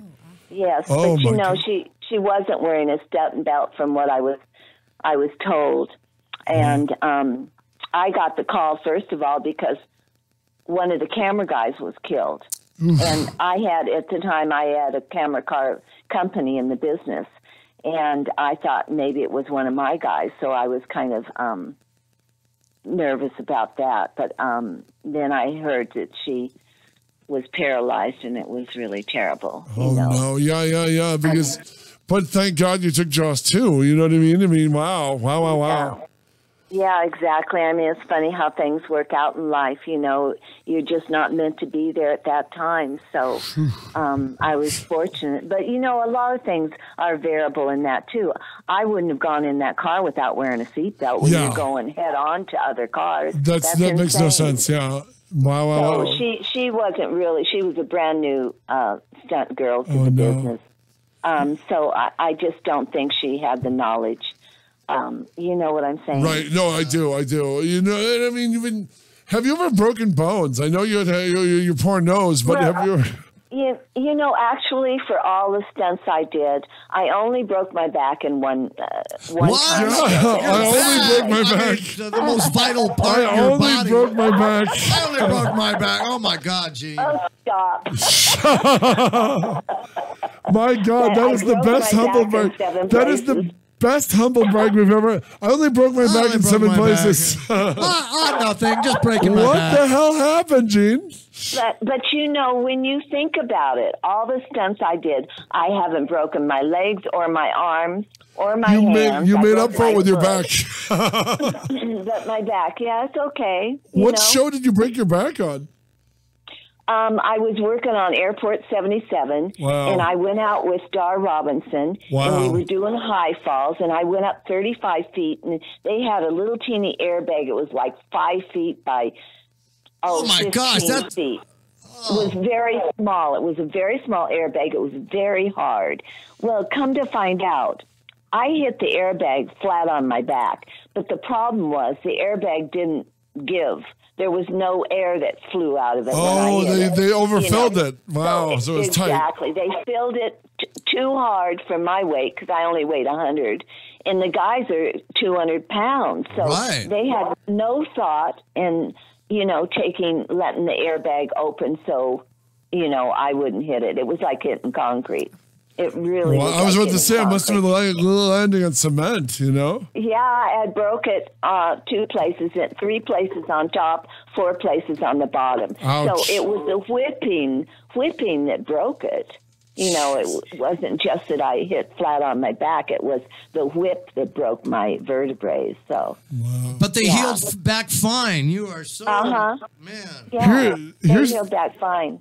But you know what I did? I had a special brace made. And I was up working right away as soon as I got out. 3 more takes and then call an ambulance. Coulter's good for 3 more takes. I got this. Hold on. Gene, let me ask. Here's the $1 million question. Is the shot of you breaking your back in the movie? No. Wow. No. We were just doing that for fun. Oh, Dawn no. and I we went out to Bob Yerke's house. And we were just doing that for fun. Oh, but no. 35 feet, to hit an airbag that doesn't give was just a bit too much for my body. I don't need that kind of fun, Gene. I know, yeah. I didn't enjoy it either, really, because, when you first hit, you cannot breathe. And that's the hardest thing, is to lay there and not take a breath. Because you can't breathe. Wow. It's the weirdest feeling. You're just helpless. You didn't puncture a lung or something, Yeah, I was lucky. Yeah. Well, I've collapsed a lung. I was going, I worked with Gary McClarty. We were in this car he's driving, and we're going 60 miles an hour. He put the car in a slide, and we slammed into a block wall in a whole big building in L.A., downtown L.A. And I remember my hips were black and blue all the way around. Like 2 inches of black and blueness all the way around there. And I had collapsed the lung, too, because I hit so hard on the side of the car when it hit that block wall that it collapsed the lung. So, yeah, that was one thing I did that wasn't the best. I have to ask, ouch. What about Knight Rider? Knight Rider, I did car work on. Oh yeah, it's a talking car. Of course you did. Well, no, I don't think I drove the Knight Rider car, but it could have been a girl driving it. I don't remember, but I know I did car work on it. How about Greatest American Hero? You ever work on that? Nope. Wow, because you did a lot of that. You did a lot of canal shows though, like Hardcastle, McCormick, and everything. Yes. I worked a lot of shows on that lot. Yeah, I did a lot of Hardcastles. Wow. Yeah. You did Automan. Automan. You did freaking Automan with Desi Yep. Jr. Wow. Gosh, was that ever shown on TV? I don't even remember. It was on for like an eye blink, you know. Oh. What about Airwolf though? When you did Airwolf, any stories about? Airwolf was great. Jan Michael Vincent? I worked that all the time. Airwolf was great because I got to do one thing I did in Airwolf is Davy Jones was the pilot of the helicopter. From the Monkees? And we were out over Malibu one day shooting. Wow. Over the ocean.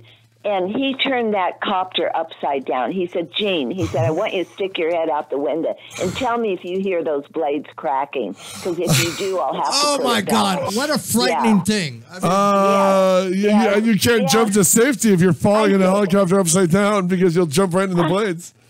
Upside down in a helicopter. And he's telling me to listen for the blades cracking. Well, my gosh, if it gets to that point, we're going down.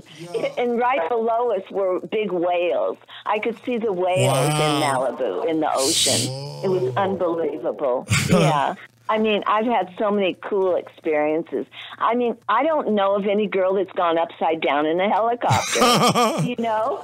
Would it have been funny if it did crash you eaten by a whale? That'd be a hell of a stunt woman tribute. Oh, cute. Well, this is an really honor. cute. I personally know now a girl who went upside down in a helicopter. And I now know a girl. The only one. I now know a girl who broke her back in 7 places and had her nose bit off by a Saint Bernard. I'm telling you, Gene, that you earned that damn belt buckle. Oh, thanks. Now, do you know Bob Heron? Yes, I knew Bob Heron. Yeah, he's still still on with my us. Facebook. Yeah, he just turned I know. 95, world's oldest stuntman. I know. He's on my site. Yeah, he was. What a sweet man. Incredible. You know, I just interviewed him. It was amazing. He's 95 years old, and they said he's the oldest living stuntman ever. Oh my gosh, really? Yeah. How cool. He's just a sweet man. He was always just really mellow and kind and, you know, just a really nice guy. I'm sure he hasn't changed, but yeah, we had a lot of friends in the business, you know. We had a lot of good times. You know, you depend on each other to save your lives, so we made friends, and it was fun. It was an experience that, you know, few people get in the world. So I was very blessed and very fortunate. Wow. Oh, yeah. No, truly amazing, Gene. You know, yeah. Truly amazing. I mean, just looking at all your credits, it's such a body of work, you know? And there's still a bunch more that's not on there. 350, yeah. I started listing them, and I'm thinking, I knew they didn't have all the credits down, but getting them to change it is a joke, so I've just given up, you know. Wow. Maybe one day I'll have somebody do it, but we'll see. Jeez. I mean, just but looking at it, you need to write a book. You really do. I am writing a book with a writer in New York. We just started, so I am, and I'm also starting a Stunt Women's Association, so that I'm doing too. So I've got a lot of things going, you know. It's fun at this time of my life to be continuing doing something kind of in the business, you know, because you miss it when you're not doing stunt work. You miss it, and you miss the people. So it's kind of fun to be in it from the sidelines. You're a glutton for punishment. Hey, what did you do in 2 Minute Warning? In 2 Minute Warning. Yeah. Oh my gosh, 2 Minute Warning. Let me tell you, I sat with the actor Charlton Charles Heston. Heston. Charles Heston. I sat with him when they made his face up and stuff. He was the nicest guy. Oh my God, that voice! You just sit there and you can't believe his voice was so great, so commanding. It was just awesome. But anyway, on that, they had hired hundreds of waivers, and we had to run through these tunnels. And I remember the stunt guys would hold me between them and pick me up because the waivers would just run over us. Wow. And one stunt I did, I got thrown on the top of a table that sold hot dogs, and the table was metal. So I got thrown on top of the metal, and I'm laying on the top of this table, and all of a sudden these waivers jump on top of me, like 10 of them. Oh, God. So I tore my muscle in my leg. It cut into my leg on the table there. So I don't forget that job. Because the waivers just, when they say action, the waivers go crazy. Yeah, those are the people in the crowd who are trying to get camera time. Wow. Gene, you were a little too humble for us. I realized you didn't do the Bionic Woman TV series. You did the $6 Million Man two-parter that introduced the Bionic Woman. So when we see all of her stunts in that, that's you, right? That's you doing all of Lindsay's stunts originally, right? No, it's not. I think Jeannie Epper did the stunts for her, but I'm not sure. She's much taller than me. So when I went in on that show, I'd either double her in a car. I'd do car work like I did for Linda Carter on Wonder Woman. I did car work. Did you really? By the way, why does Wonder Woman have to drive a car anyway? I don't know. Yeah, she has a plane. I did one stunt on with Linda Carter where she had to stand in front on the street, and I had to slide a car right up to her. And I remember I was on the set, and these other guys that were standing around were taking bets that I could do it or I'd miss my mark. So I practiced like 3 times where I did come in real fast and slide the car and stop it on the line because they wanted to put Linda Carter right there in front of me. And, that's hard to do with an actor in front of you. So was she in the full Wonder Woman costume? Yes, she was. She was. And Gene, you don't want to be the jerk who killed Wonder Woman. Oh my God, wouldn't that be something? Oh my goodness, that would be the end. Once you run over Wonder Woman, your stunt career is pretty much over. Right, wipes her out. Yeah, that was a hard stunt because your mental thing about it is you don't want to hurt anybody. You want it to be perfect. So I did it like 3 or 4 times. So I knew that I was going to hit my mark perfect. And they put her in, and she trusted me, and I did. I hit the line perfect right now. I was like 2 feet away from her, so she was very brave. Yeah, I would have peed myself. that was Wonder scary. Woman or no? Exactly. Exactly. The camera must have been on her face with you driving up then if she had to be in the shot, right? Oh, yeah, they were on her. They were definitely on her. And so, they showed the whole thing. That was unbelievable because, they always use a stunt person for those kind of things. But it was a shot that they wanted. They wanted to see the car come right up to her and stop. So no, thank you. I did it. Yeah. Wow. I don't know. When they told me what I was going to do, you get a bit nervous because it's really trusting, But I know my work, and I know what I can do, and I know what I can't do. So I knew I could do it. It's like asking an actor if they can ride a horse. They go, I'll ride a horse till you're on set. Yeah, exactly. From listening, if they want to call experiences, in. Right? Oh, totally. You know what? The perfect thing is, since we have Gene Coulter, it's just wonderful. I mean, Gene, we can talk. Let me ask you about a couple of other credits because I'm really fascinated. I once saw Jean Epper do a stunt where she was riding in a truck that was driven into a forklift. I was on set for that. It was one of the most amazing, horrifying stunts I've ever seen. She put her head under the dash at the very last minute, but I don't know how she did that, Well, you have to plan it out in your mind how it's going to work. That's the only way you can do it, because it happens so darn fast. If you don't have that plan in your mind so that your body will automatically do it, you just can't do it. You know, that's just the way it works. Were you once you learn that, then you have it. You know what you have to do. But Jeannie was, she was in our group. We were 13 women, and we were the top working stunt women in the business. It was called the Society of Professional Stunt Women. So she was in it, and a lot of the top girls were in it. So she of course was my dear friend and still is.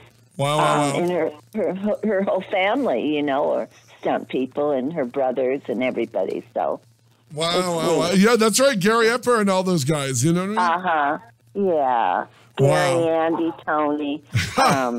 Look at you. You know all the Eppers. Yeah, the Epper clan. Yep. They're great. When you did Hey, Rhonda, we're here in the studio with Rhonda Rupp. Rhonda, did you watch Wonder Woman as a kid? Of course. Wow. Did you know that Gene Coulter almost killed Wonder Woman? Oh, please stop. Oh, my God. She made Wonder Woman look good. I would have taken your belt buckle back, Rhonda. If you ran over Linda Carter, it would be the end of you. I would have never talked to you again. Rhonda, say hi to Jean. Rhonda's Jean. listening to your stories. Very, very impressed by all these stories. Amazing. This is the wife of producer Dan. This is the charming wife of producer Dan, and she's been listening and nodding and getting excited to the stories, but she's not saying a damn word. Talk to her. Well, I'm just amazed. I can't believe all that she's done. It's absolutely sweet. amazing. Nice to meet you. Nice honey. to meet you nice as well. To meet you. How great. Those guys are probably driving you crazy. She's got this big smile on her face. She's in amazement. Visually entertaining, definitely. I know. Now, me and Patrick are also big fans of Planet of the Apes. Yes. And we love that series. Did you do stunts as an ape or human? Or both? No, I did them as a human, thank goodness. I wouldn't want to do the makeup. Oh my gosh, you would be the most beautiful ape in it. How sweet you are. I got hit by a horse on that. I remember the apes were running their horses, and I got hit by a horse and had to fall down. So hit by a horse? Now, how does that happen? Yeah. Got hit, and the horse ran the horse into me. So you're like one of the humans running, and then the soldier apes are on the horseback, and they're chasing the humans, and exactly. And you go flying. Yep, I go flying. In the dirt. Hit the dirt again. So how many episodes you did of Planet of the Apes? Oh gosh, I don't know. A couple, not a lot. Yeah. It was one-day shows. Yeah. So did you speak? Did you hang out with Roddy McDowell at all? Or we hung around him, we hung around him. Yeah, he was a real nice guy. I remember him very well. He was just a nice guy. So, when you're working, you work with everybody and you all sit around and talk. So, and, when you're not shooting. So it's fun because you get to meet a lot of people that are interesting. So, and I think we worked out in Malibu Canyon out there in the hills. That's right. That's where the original Ape City was made, right? That's right. Mm-hmm. So it's very rare when you see, after doing a series of movies, to actually go to the adaptation of the TV show and have be the same character. But they changed the name of his character to Galen. It wasn't Cornelius. Ah, okay. I love Cornelia better. Yeah. I think the name fits him, But, I mean, so many TV series they made into big movies like SWAT, Yes. Charlie's Angels. Was interesting how they wanted to redo it in a bigger way. What I don't remember, I don't know, Patrick, what do you know when in 74 when they did the Planet of the Apes series, who played Zira? There was no Zira on the series. It was the Adventures of Galen, the grandson of Caesar. Okay. So it was kind of a generic Planet of the Apes. There was no Nova, no.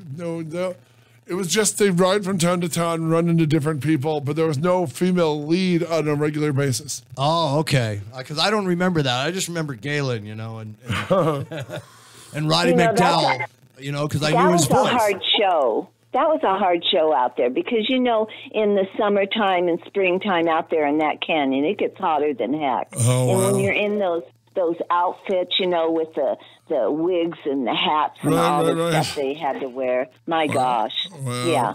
And, that was a real hard show to work. And the Buddha was a horrible show. It was like Planet of the Apes without any of the fun. There was no... occasionally somebody would fall off a horse, but that was about it. The machine guns were gone. Who played the astronauts? Who was the blonde guy? They reminded me of Starsky and Hutch. Remember, was that blonde guy? It was David Naughton's brother. David Naughton's brother was one of them. I forgot the blonde guy. I've run into him several times. He does a lot of Comic-Cons. It'll come to me in a minute, but the dark-haired guy was the brother from American Werewolf in London, David Naughton. Yes. Because David Naughton got his SAG card. James Naughton was his name, the dark-haired guy. And Peter something was the other astronaut, the blonde guy. Okay.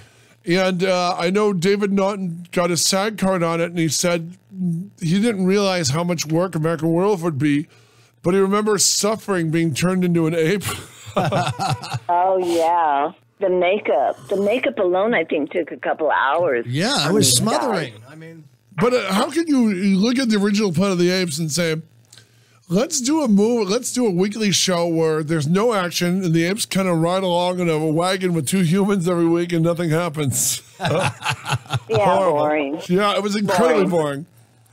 I mean, I think the best shows are the ones with a lot of stunts. Exactly. Well, you would though, wouldn't you? Especially female stunts. Did you ever work with Charles Bronson? I saw him one time on a set, but I haven't worked with him. No, Wow. I did. I wished I'd had that. I saw him one day at Universal or something, but no, I wished I had. Wow. That would have been fun, Yeah. That's amazing. I mean, when you look at your body of work, I mean, it's just Gene. A compilation of your stunts alone would take at least a half hour. Oh, thank you. Yeah, I was just working nonstop. One year I worked 199 days in 1 year. It was, and those are day work. Yeah. Those aren't, weekly. So, and you're doing a different show every day. You just don't have any idea. Someone says, well, did you watch the show? I said, I didn't have time to watch the show. I had horses, I had kids, I had a life, other than doing stunt work. So, no, I worked so much, I just, didn't remember, didn't have time to watch TV. Are you kidding me? Wow. Let alone time to sleep. I mean, you had to get up and be on the set the next day. I mean, Exactly. Yeah, exactly. And then I was running a camera car business too. So I had Really? that. You were renting out picture cars or camera operating vehicles? I had camera cars. I had a race car. I had one of the big cranes. I had that too. So yeah, I developed the whole business. So that was going to, and I had to promote that. Make sure everybody was using my cars. So that turned out great. So I had a lot. I was handling rentals too, and a lot of the times I'd go in and paint the building. So I was working so hard. I really was. I didn't have any time off. No. Where did you keep your horses? At home, I had a couple of acres up in Agora Hills on top of the hill. Agora Hills. Wow, Agora Hills. That's where we used to do our Renaissance Fair. Happy Pumpkin Festival. exactly. Happy Pumpkin Festival in Aurora Hills. Yeah. Yeah, well, I lived out there when there were sheep and cattle on Canaan Road, so that's Oh going my back. God! So you lived out there. You lived out there when they used to have the world's biggest Denny's sign. This is true. Remember the Denny's sign? You'd come over a hill and you'd think you're about to be abducted by aliens because the whole car would go amber and yellow. You remember that? They made them shorten that sign. But back in the 90s, you literally would crap your pants at 4 a.m. when you rounded the hill and the whole car would turn yellow. Oh my God. You remember I lived that? off of Chesborough. There was and Frank Lloyd Wright's home was right above the home I built. Wow. And it was a round home. It was very interesting. So I lived out there for, I don't know, years. So know. you spent a lot of time on Dune Canyon Road then, going to the Malibu Ranch, the Paramount Ranch. Oh, yeah. Wow. But, most of the time they'd have you drive to 20th or something, And at the end there, I was driving 2 hours in the morning to get to Fox. It was ridiculous. I don't know how people do it, sit in traffic for 2 hours in the morning and driving home. Once in a while, I go. Often, I on my motorcycle ride. I go through Canyon through the road there, through Canyon Road. Beautiful. And once in a while, you'll see Jay Leno on one of his Ducatis riding up, and they got a little country store, and they have all the celebrities on the wall, that go into the little store, and it's kind of a little landmark there, with a little gas station.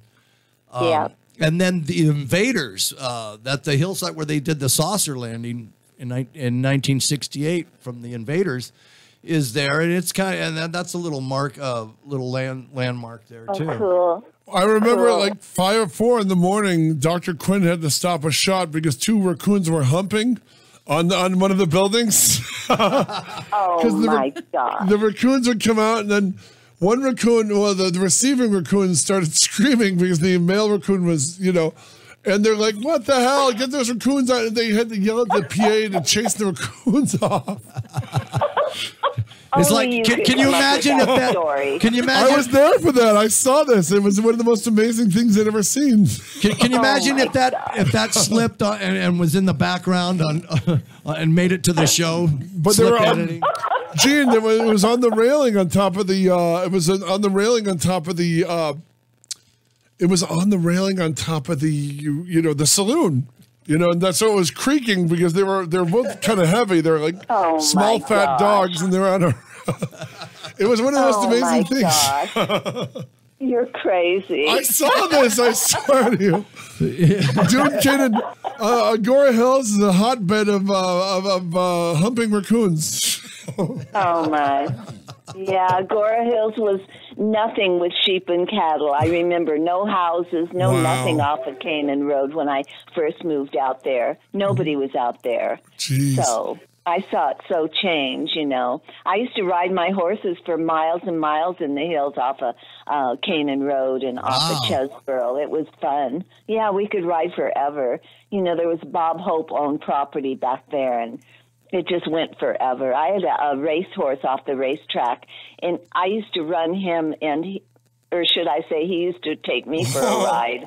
I was out of control, and we just run forever. It was amazing. We were so lucky to be able to have that experience, because once they start building the homes, there's nowhere to go, right? It's just all homes. So, yeah. I remember an actress telling me back in the 50s, before Universal Studios was fully developed, before the tour was was most of the lot.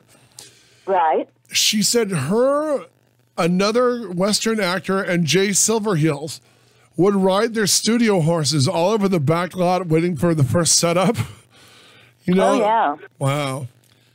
Yeah, I remember when we didn't have any tours there. I remember that, Jeez. I grew up in Burbank. My father was the head over the art department at Warner Brothers. I used to go there when I was a kid. Wow. I remember seeing all the stars and stuff. He'd introduce me to everybody, and it was fun, We grew up in the business, so I remember going to all the studios.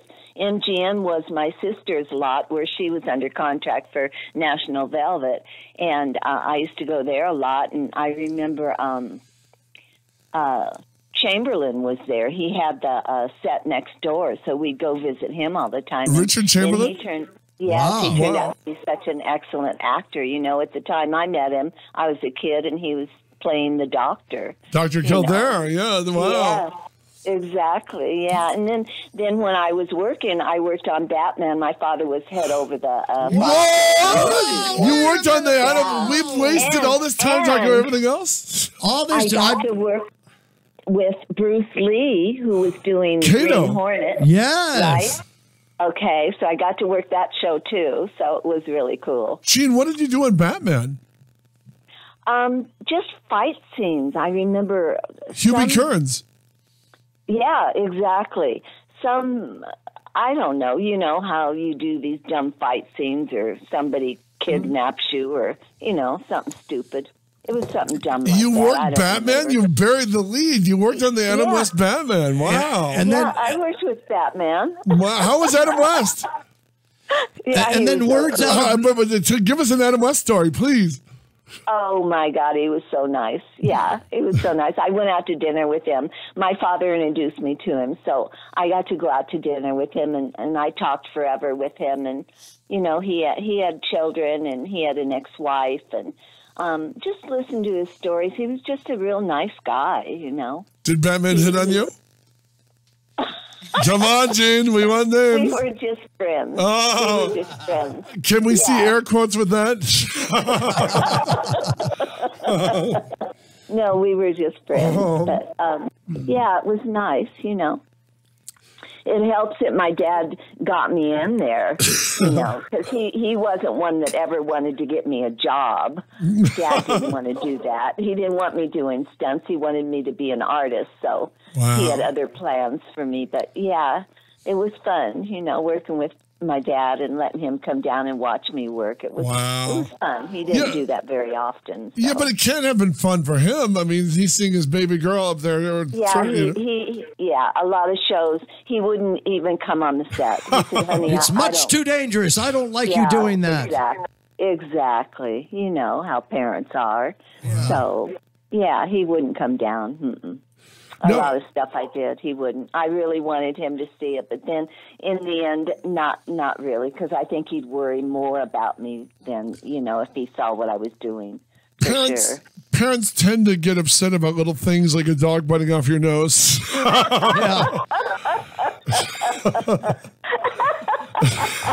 They're over alarmist like that, Gene. Not cool like us.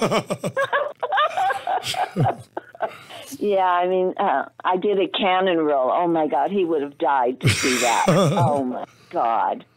Wow, well, I have wouldn't have gone for that. No, that's not no bueno. Did any of your kids try stunt work? Oh yeah, they did. And I was coordinating, so I got to hire them. Oh, but, nepotism. I was having my daughter do a high fall, and she had to go into a blanket. And at the very end, she says, Mom, I don't think I want to do this. I said, okay. I says, if you don't want to do it, I'll get in the clothes and do it. But I says, you should do it. Wow. So she did it. But after that, I think she tore her knee up on some job jumping out of a tree onto the ground. So yeah, that didn't last for her. And my son, too. He worked with me on V. We worked with David Ellis. And wow, the late, great David Ellis. We did a lot of shows together. We just did V, you know, this TV series V. Yeah, that was David Ellis who directed Snakes on a Plane and I believe passed away before it came out. Yes, I know. I was in shock. I was in so much shock. What a nice man. What a nice guy. I worked with him all the time. He has a beautiful daughter. He has a beautiful stepwoman daughter, you know. Freddy Krueger was on that show. Dean England. Robert England. He was nice. Yep. What a nice guy he was. Oh, that was a real mellow guy. Yeah, we had great times on that show. You know, we worked in Pasadena a lot on location at that house. Really? And, yeah. Yeah, I did a lot of work there. Were you an alien on V or were you a human? I doubled the lead girl. Wow. You did Faye Grant. You doubled Faye Grant and Jane Badler, huh? Yes, I doubled Faye Grant on the pilot and the show. And then I doubled Jane sometimes. She was a little bit bigger than me, but yeah, she had those crazy Jane Badler as the evil alien. She wore those crazy she wore those crazy 80s shoulder pads. Remember? Yeah, I know. Made her look like Joan Crawford from outer space. I know. And the teased hair, man. God. Yeah, she was. Yep. Wow. So I can't. That was what? I can't remember an active show. Wow. Was it Mark Singer or was it Mark Singer? Yes. That's okay. It was Mark Singer. Right, it was Mark. And I remember one day Mark had to had to jump into a truck, and somebody threw me to him. And I looked at him. He said, "Don't worry, I'm very athletic." Oh no! And I said, I don't care if you're athletic, just don't miss me. And did the future Beastmaster? That doesn't mean he's going to catch exactly. you. Did he? Yeah, Was he? exactly. Was he able to catch you? He caught me. Oh, yeah, thank he God. was good. Yeah, he caught me. But, you know, it was moving really fast, and another guy threw me into the back of this pickup truck, and Mark had to catch me. Wow. And, you know, it's kind of hard to trust people that you don't know. God, trust falls. Oh, my gosh. Yeah, exactly. I said, Mark, don't drop me. Wow. Yeah. Yeah, that would have been a dick move. Yeah, so that was fun. Yeah. Wow. Yeah. A lot of good times. Now, Gene, there was a show called Voyagers. She worked on it. She worked Now, on it. did you work on all seasons, right? It was only two. I mean, how long did they keep you employed? It only lasted 2 seasons. Oh, 2 seasons. Well, you know, Nino is my Godson, right? step-grandchild. Wow. His Mino mother Palucci. is- Wow. Yeah. So the kid who started Voyagers is your Exactly. step-grandson. Yes, and Soleil Moonfire. I was is my about to say, step-granddaughter. Punky Brewster is your step-granddaughter. Yeah. That's kind Exactly. of... Oh, my goodness. Yeah, yeah. Rhonda So, Rubb just fainted. So, yeah, I worked on the Voyager, and at that time, my son had not married Nino's mother. Wow. So we just worked the show all the time, and it was really fun. Yeah. But you Mino already was knew really great. when your son hooked up with Mino's mother, then you and Mino already knew each other, right? Uh-huh. Yeah, Cool. we did. Wow. Yeah. Yeah, you know, and he was a little teeny guy then. He was a little kid, so. Is he still Yeah, teaching? it was- you know what he is? He's a photographer. He travels. He shoots the president. He does, I don't know. He travels all over the world. He's always doing something, big magazines. I know you're a proud things like that. step-grandmother, but you don't want any grandson who shoots the president. Exactly. Yeah, right. I love your But, son. you know, He was great. It was great meeting your son. We got along good so well. And what a great guy, man. He's a big, strong guy, Pat. Wow. Yeah. Yes, he is. Yeah, it's hard to believe he's my son. You know, I look at him, I think, oh my God, that's mine. I mean, he's 6'2", and he weighs like 200 and some pounds. He's huge. Yeah. Wow. But he's always been strong. He's always been strong. But he's got the biggest heart you'd ever want to have. That comes from he's you, just Mama. kind. Yeah. Wow. That's amazing, Gene. That's really charming. You know what I mean? Interesting. Thank you. But what's your book going to be called? You know, I'm just not sure. I'm I'm thinking. I had a couple of names, but I have to make it different, you know. I don't know, My Life on Fire or something. That'd be a good title. The Dog Ate My Nose is also pretty good.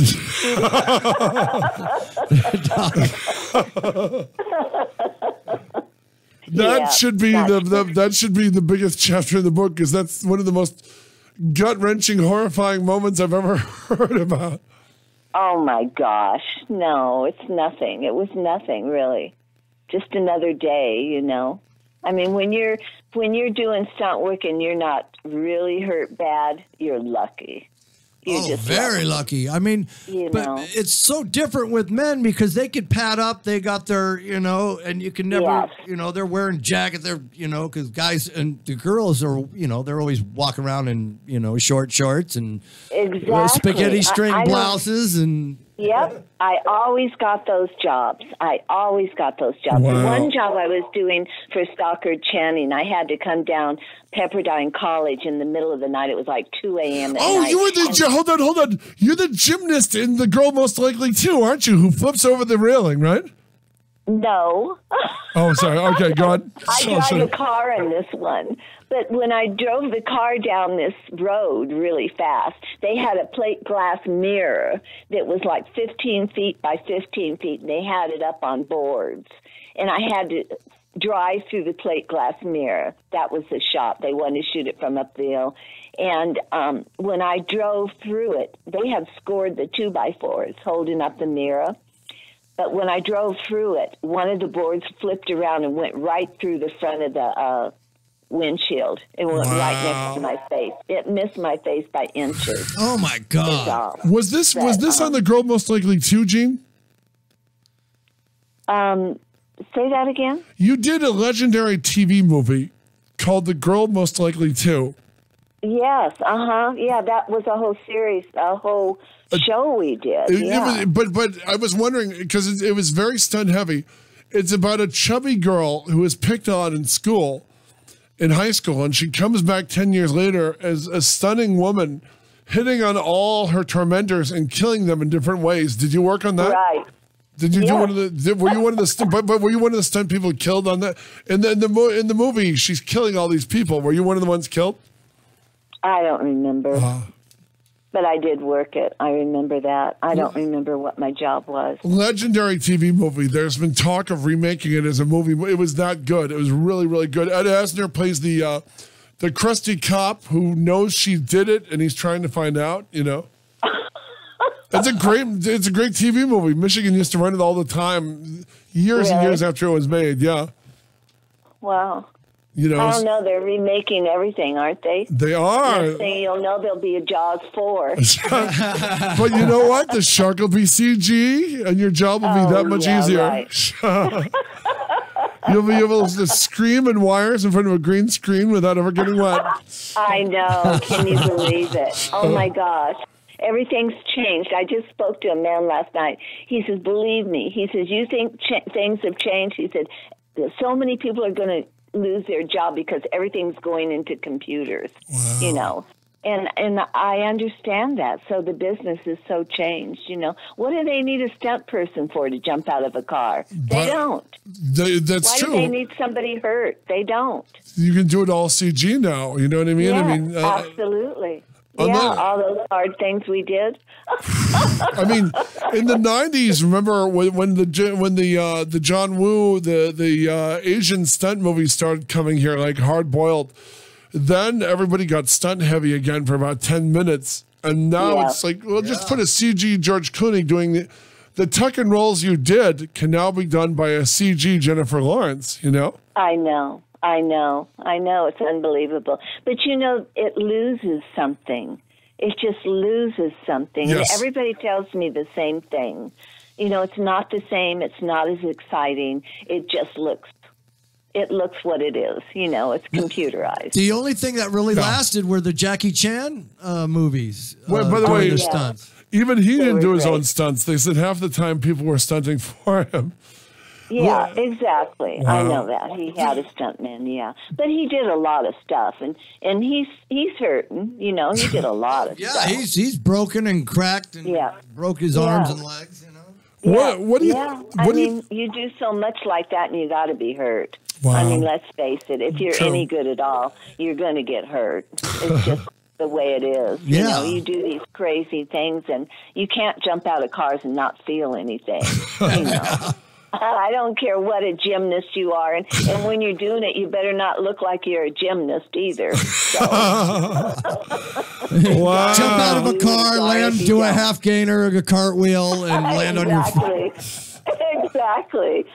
That's amazing. That's amazing. Let me ask you, when you were doing that, what was the most dangerous stunt you ever did? I mean, if you look back at it, what was the greatest? What is the Gene Coulter's greatest stunt moment? Oh my gosh, that's really hard to answer. I think jumping. I hear that. I think jumping out of that car in Charlie's Angels was the hardest thing I did. I did another job with Magnum PI. Where Tom Selleck saved my life, literally. We were on a yacht, and I was in a little teeny boat next to the yacht that was tied up to the yacht.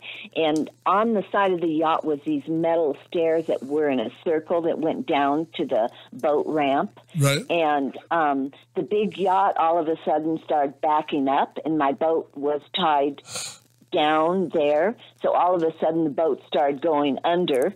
And I'm yelling, the boat's going under, what's going on? And so I ran off of the boat and jumped onto these metal stairs, and the stairs started turning into me. And I was going to be crushed between the stairs and the boat. And all of a sudden, Tom Selleck reaches down with his one big hand and grabs me by one hand and pulls me up just before the metal stairs crush me. By the way, wow, what a guy. In the scene, So he was a hero in real life. So like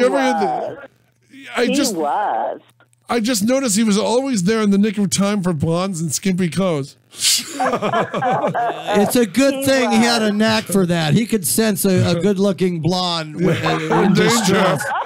In danger. Yeah, he was watching me all the way. Well, by the way, that's amazing. But that's amazing. He actually saved your life.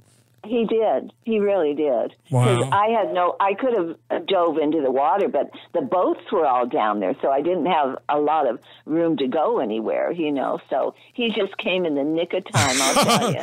He's famous for it. Now, where was this film? Was this in Hawaii or Malibu? Yeah, or wherever? that was in Hawaii. Wow. We were in Hawaii. Yeah, I used to fly over there and do that show a lot, too, so that was fun, going to Hawaii all the time working. What a tough job. I was about to say, when you did a show like that, when you shot a show, how much time would you have to hit the beach after you were done? No, we didn't have time. Wow. We didn't have time. They don't bring you over there to have a vacation. Okay, I hate to be the bad guy, as usual. Yeah, you have to produce. Producer Dan, what's going on? We've been waiting for him to do this for 7 weeks. Wrap it up. Oh, yeah. Oh, that's right. We're off at 8:55. Yes. Okay, lovely Gene. What do you have to promote for us? Give us an email or something. Do you want people to follow you on?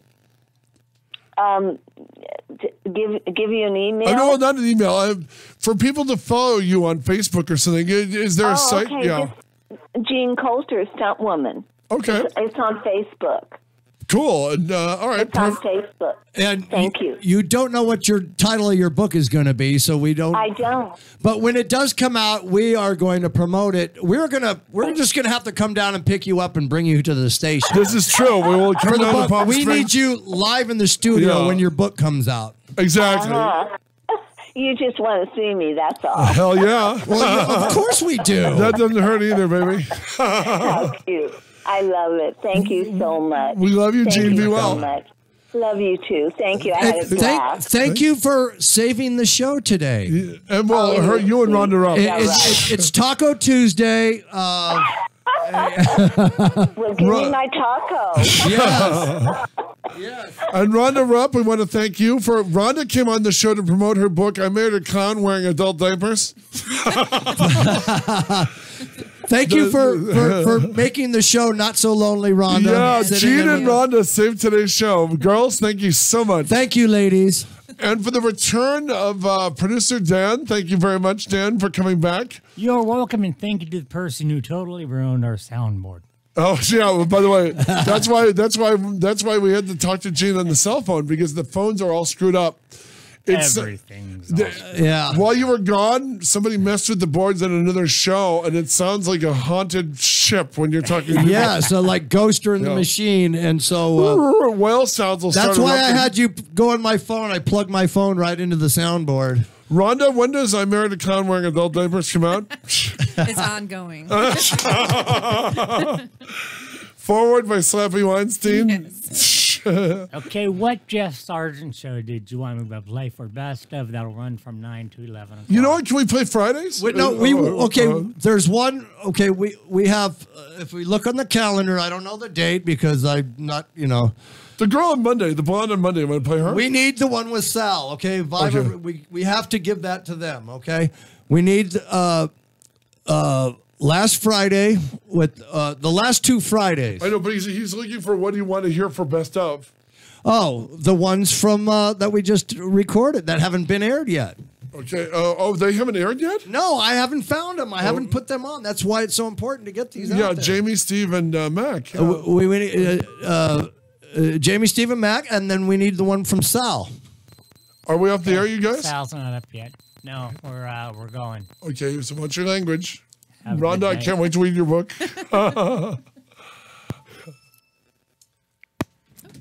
Ouch. Okay, tomorrow we Hey, have. whoever did that, thank you. Are we off the air or not? Yes. Yep. Oh, we're off. Okay. Wow. I'm just Rhonda, saying, thank you. I was we terrified got you were Mo going to leave. Kelly. So We got Mo Kelly on. Mo Kelly's on tomorrow. Perfect. Yeah. I was terrified you were going to leave, Rhonda. I brought you a water. Thank God you opened it. I thought if we don't keep her here, it's going to